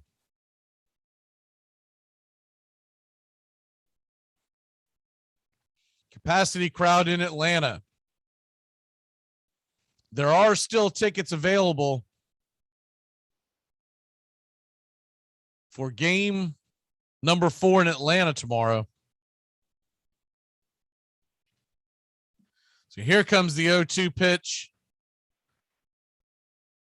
And Cousins going to whirl around and keep Ozzie honest over at second. So Ozzie will trot back to second. We'll do it again at 0-2.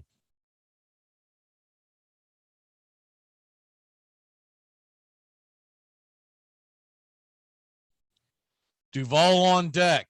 0-2 count. Runner on second. Nobody out. Atlanta leads 3-0. Swung on and missed. Sinker at his shoes, and Austin Riley's down on strikes. It's out number 1.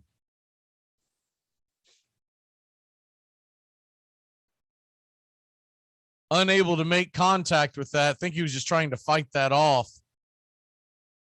Midway through, he had to be looking at.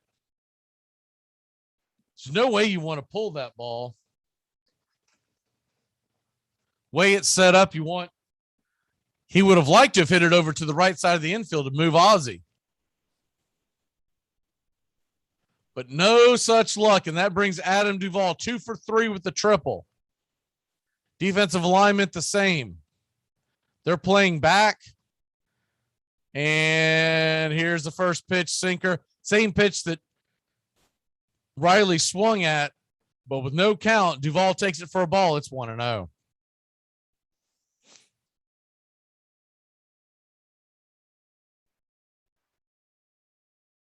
Atlanta, 3-0. Bottom of the 8th inning. Nobody out. 1-0 pitch, and it is swung on, slider, and it's 1-1. Rosario on deck. 1-1 pitch to Duvall is on the way. As Ozzie stands on second. Anything to the outfield would score Ozzie. Here's the 1-1 pitch, and it is fouled and ripped down the third base line, just foul and just out of reach from the glove of the third baseman. Luis Urias is playing the line, but the ball just went foul.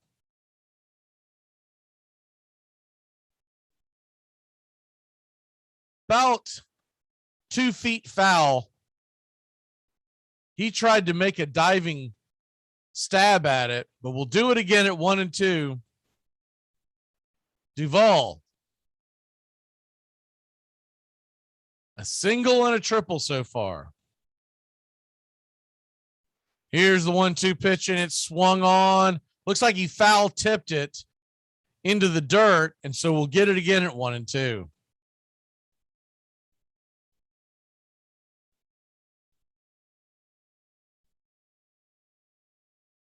One-two pitch to Duvall as he walks around for a second, gets to dig back in there into the batter's box. 1-2 count from Cousins, his 13th offering of the afternoon. Duvall 2 for 3. Can he make it 3 for 4? Here's the 1-2 pitch. And the delivery, and it is a foul. It is a slider that goes in the dirt. It goes to the backstop, right back to the catcher. He's able to corral it. Will he? No, he will not have a chance of getting Ozzie. Ozzie too fast. So Ozzie goes from second to third on a wild pitch. It was a slider that jumped in the dirt, and Pena was able to jump in front of it, but it took a weird flat hop.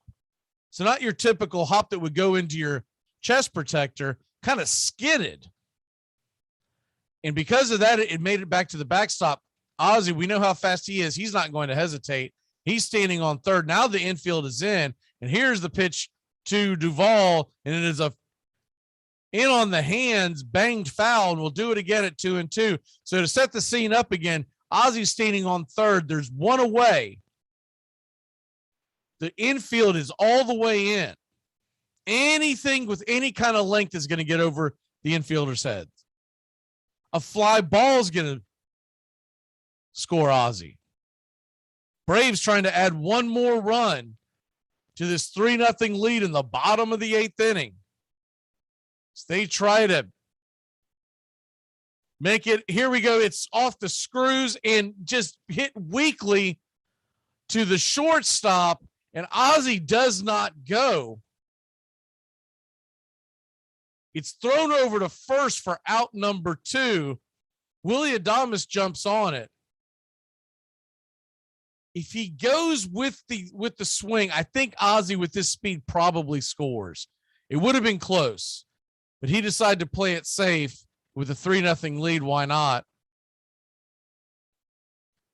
Fisted just to the second base shortstop side, and Adames was able to corral it. They're going to intentionally walk Eddie Rosario, and we are going for runners on the corners now. There's 2 away, and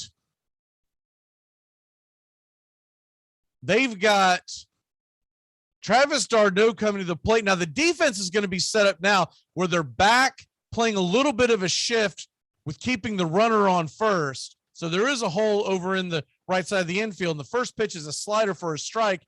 It's 0-1.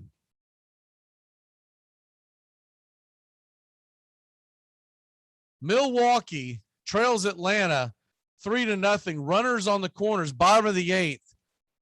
Atlanta trying to blow this thing wide open. d'Arnaud, who hasn't done much of anything in this series, has a chance. Here's the 0-1 pitch to d'Arnaud. It's inside to d'Arnaud, just misses his hands, and it's 1-1. If d'Arnaud is able to get on, it'll be Dansby Swanson who stands on deck. And then, of course, the pitcher spot. So here we go. 1-1 pitch, and it's a slider inside. Almost hits d'Arnaud once again, and it's 2-1.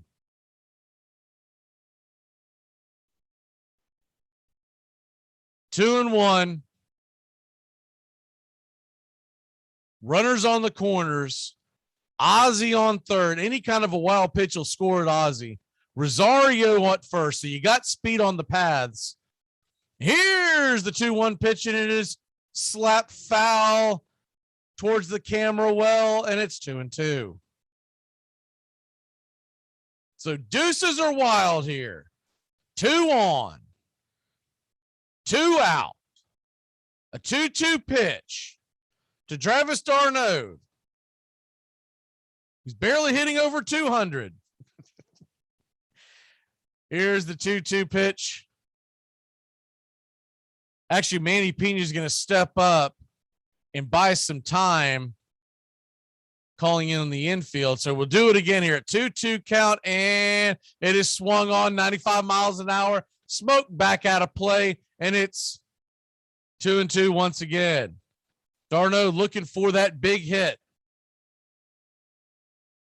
Was one of Atlanta's hottest batters last postseason.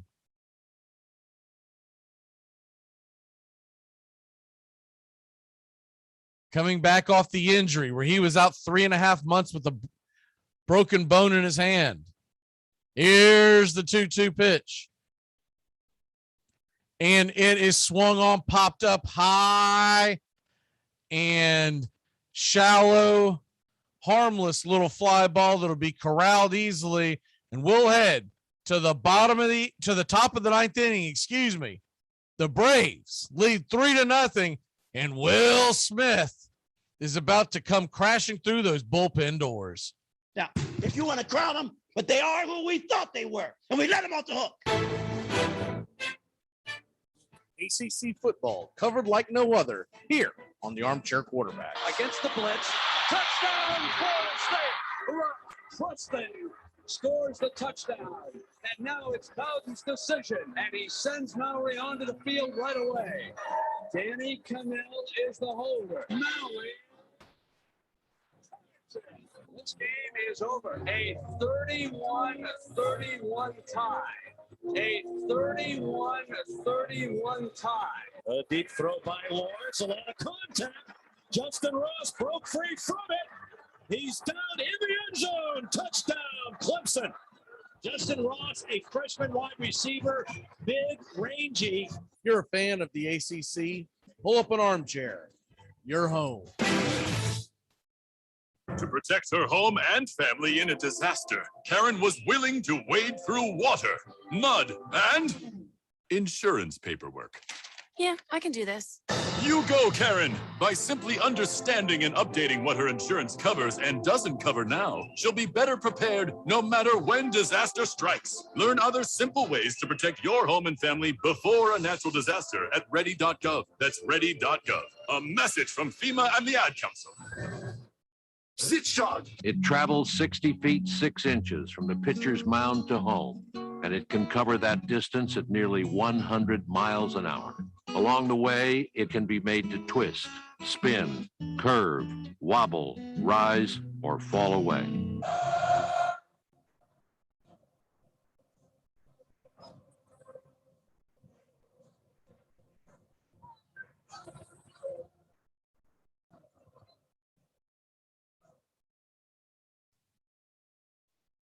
Welcome back here to Atlanta Braves baseball. The Atlanta Braves lead the Milwaukee Brewers 3-0. And we've got 3 more outs. It's going to be a defensive substitution in the game as Guillermo Heredia will come in and bat at the pitcher spot. He will play center field. Adam Duvall will move over to right. And that leaves Rosario in left. Jorge Soler taken out of the game. Will Smith comes in. 37 of 43 save chances. 68 innings. A 3.44 ERA. And everybody's hearts in their throats in Atlanta, Georgia. As we begin the top of the 9th inning, Will Smith here to slam the door. Here's the first offering by Will, and he rocks and fires, and it is a curveball, hit foul, and it's 0-1. Avisail Garcia, Escobar, and Urias, righty, coming in to face Will Smith. 0-1 pitch from Will Smith. And it is a slider in the dirt. It's 1-1. Garcia, 29 home runs on the year, 86 RBIs and 820 OPS.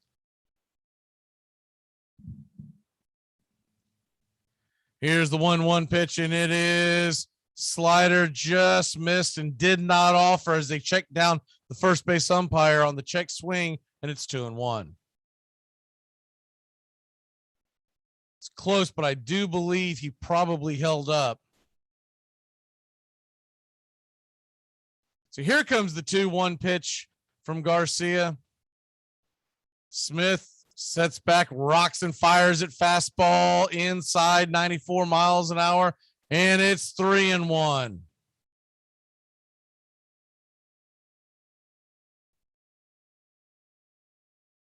Three nothing Atlanta leads, but Milwaukee starting this inning off with the 3-1 count to Garcia, their cleanup hitter. And it's a fastball. It is smoked, jumped high and caught by Austin Riley. What a phenomenal defensive play as he pops a bubble after making the stab. Here's one away. Garcia looks in disbelief. It was jumped up and on a line. He came up out of his shoes, Michael Jack Schmidt style. What a great play by Austin Riley. And Garcia shakes his head like, are you kidding me? The Braves, 2 outs away from getting the series lead. Here comes the first pitch to Escobar, and it is a curveball swung on and missed outside just below the zone, and it's 0-1. What a great defensive stop by Riley. Right place, right time, but he also had to leap. I'd say that ball was a good 8 inches over his head.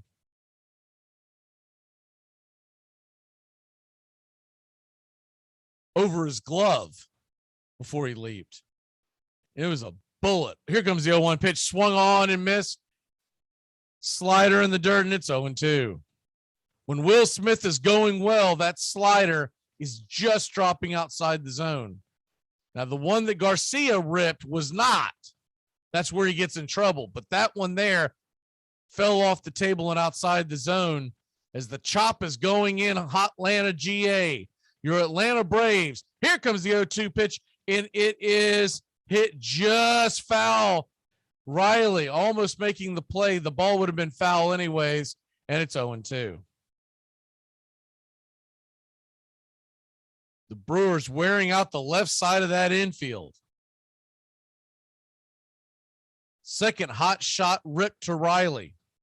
The chop going in Atlanta. Here comes the 0-2 pitch.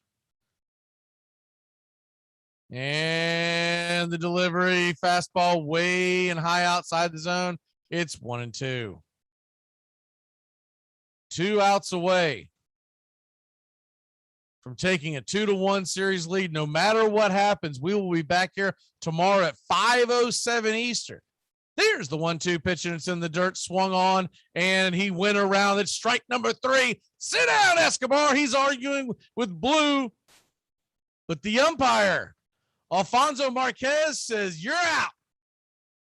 And there's 2 away in the bottom of the 9th. Can Will Smith find that 2019 form that made him one of the elite closers in all of Major League Baseball? He came over in a trade, and Atlanta re-signed him.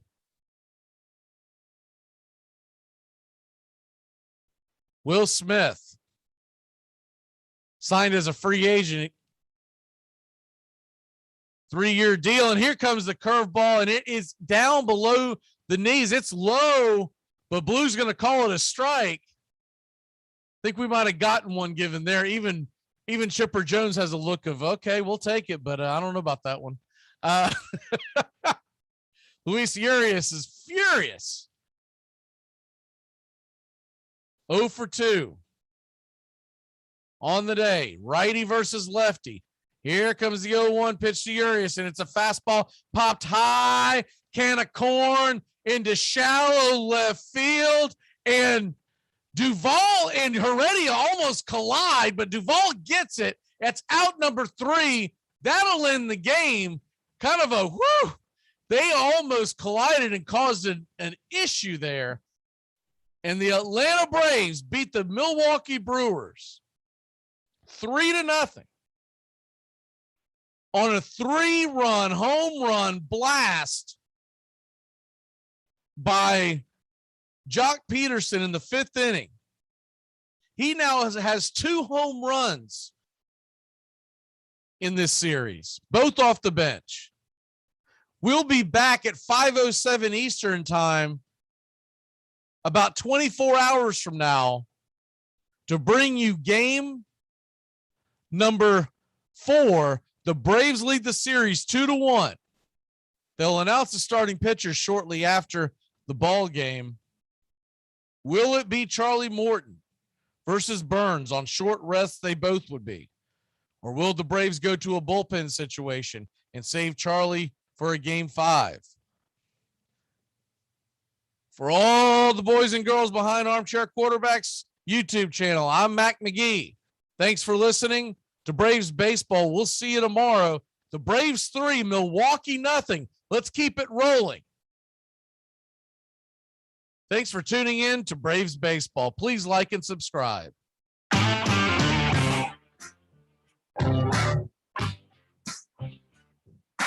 Get your Sunday football morning started off right with the Handicappers on Armchair Quarterbacks YouTube, 10 a.m. Eastern to noon Eastern. Your Sunday morning kickoff show where we tackle your NFL lines out in the desert, a 61.2% win rate over the last 6 years. Against the spread, over, under, money line, you name it. And we dive into the world of fantasy football year long and your DFS payouts. Your only true Southern football kickoff show that talks the spreads in Vegas, your DFS and fantasy, in your year-long quest to win that fantasy football championship. Only on the Armchair Quarterbacks YouTube channel. It's the Handicappers on Armchair Quarterbacks YouTube, 10 a.m. Eastern to noon Eastern. Sundays, all NFL season long.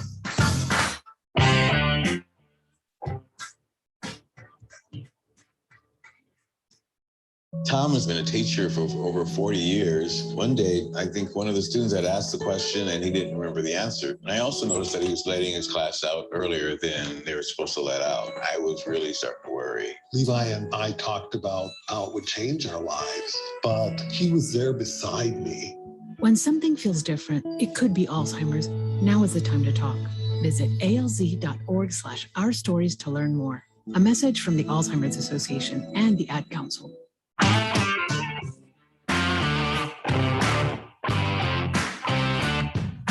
Get your Sunday football morning started off right with the Handicappers on Armchair Quarterbacks YouTube, 10 a.m. Eastern to noon Eastern. Your Sunday morning kickoff show where we tackle your NFL lines out in the desert, a 61.2% win rate over the last 6 years. Against the spread, over, under, money line, you name it. And we dive into the world of fantasy football year long and your DFS payouts. Your only true Southern football kickoff show that talks the spreads in Vegas, your DFS and fantasy, in your year-long quest to win that fantasy football championship. Only on the Armchair Quarterbacks YouTube channel. It's the Handicappers on Armchair Quarterbacks YouTube, 10 a.m. Eastern to noon Eastern. Sundays, all NFL season long.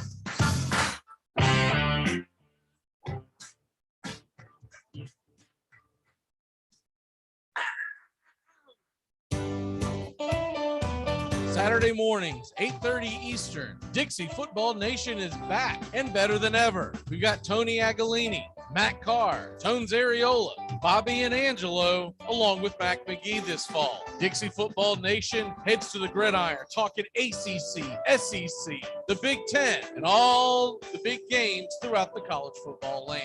That's Dixie Football Nation, 8:30 Eastern, 7:30 Central, Saturday mornings on the Armchair Quarterback Show's YouTube channel, going live, or catch the instant replay.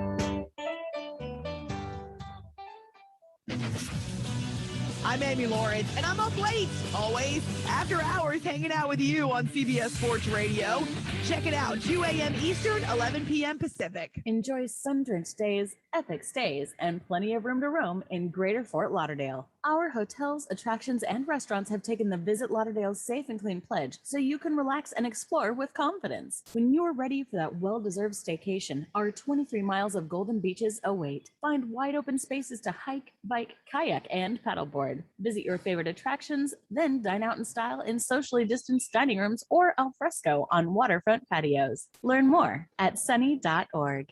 To protect his family from disaster, Steve used his camera phone. Done. By taking pictures of his important documents, Steve can always have them stored online. Learn more simple disaster prep tips at ready.gov. A message from FEMA and the Ad Council.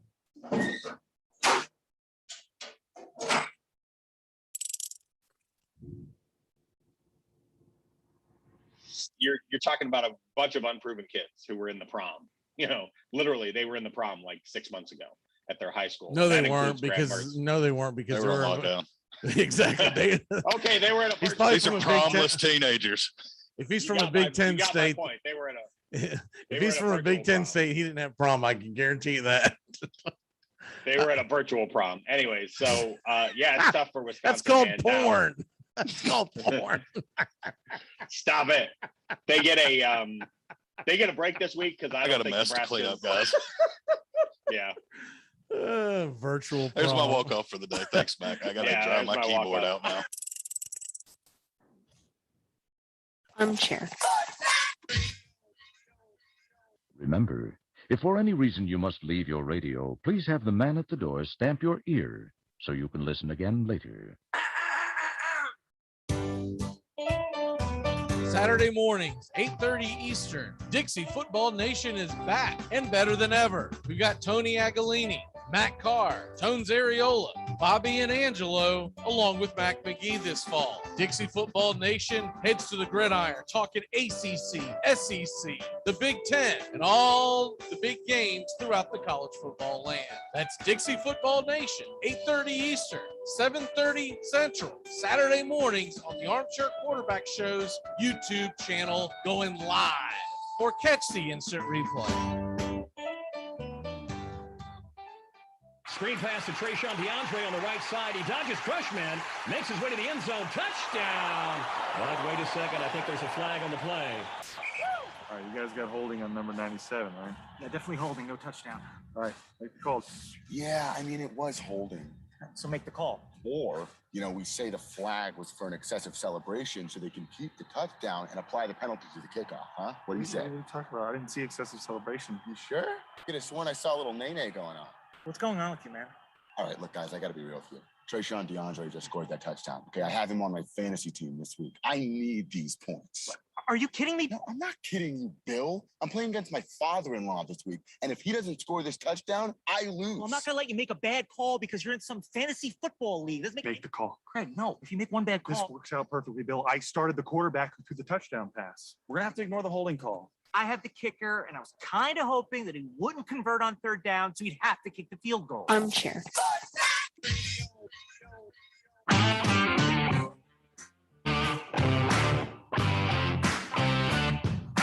Get your Sunday football morning started off right with the Handicappers on Armchair Quarterbacks YouTube, 10 a.m. Eastern to noon Eastern. Your Sunday morning kickoff show where we tackle your NFL lines out in the desert, a 61.2% win rate over the last 6 years. Against the spread, over, under, money line, you name it. And we dive into the world of fantasy football year-long in your DFS payouts. We're only true Southern football kickoff show that talks the spreads in Vegas, your DFS and fantasy in your year-long quest to win that fantasy football championship. Only on the Armchair Quarterbacks YouTube channel. It's the Handicappers on Armchair Quarterbacks YouTube, 10 a.m. Eastern to noon Eastern. Sundays, all NFL season long.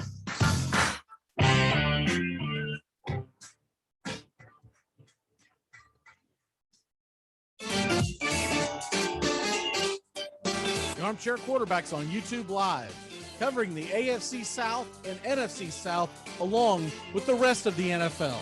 Subscribe and like us today. Your first choice for sports talk live from the First Coast.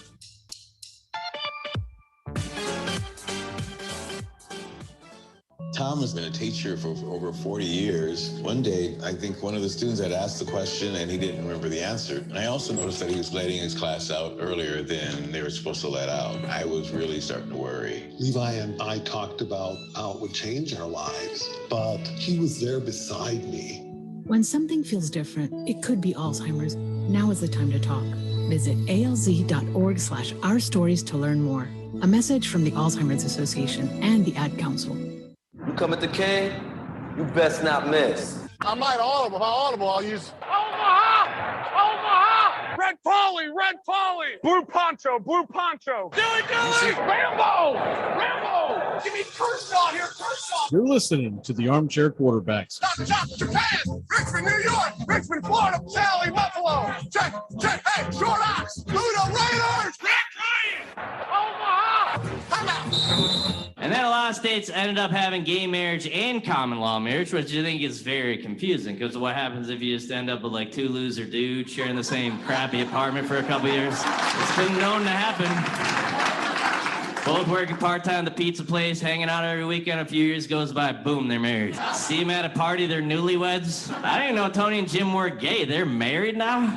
When did they fall in love? They didn't. They just never got full-time jobs. Take me out to the ball game.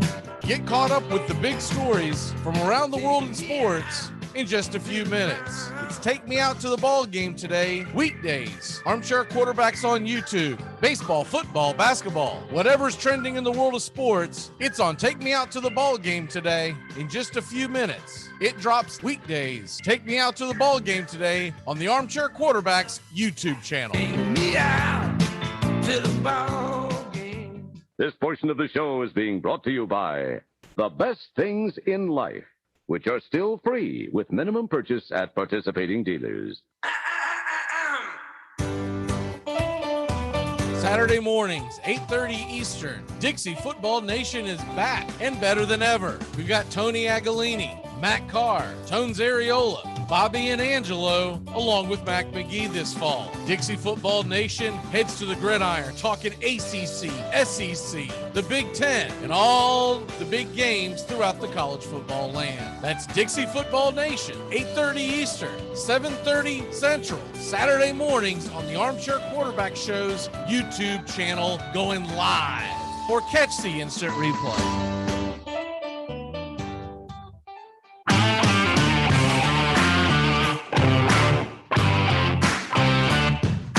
Get your Sunday football morning started off right with the Handicappers on Armchair Quarterbacks YouTube, 10 a.m. Eastern to noon Eastern. Your Sunday morning kickoff show where we tackle your NFL lines out in the desert, a 61.2% win rate over the last 6 years. Against the spread, over, under, money line, you name it. And we dive into the world of fantasy football year long and your DFS payouts. Your only true Southern football kickoff show that talks the spreads in Vegas, your DFS and fantasy in your year-long quest to win that fantasy football championship. Only on the Armchair Quarterbacks YouTube channel. It's the Handicappers on Armchair Quarterbacks YouTube, 10 a.m. Eastern to noon Eastern. Sundays, all NFL season long.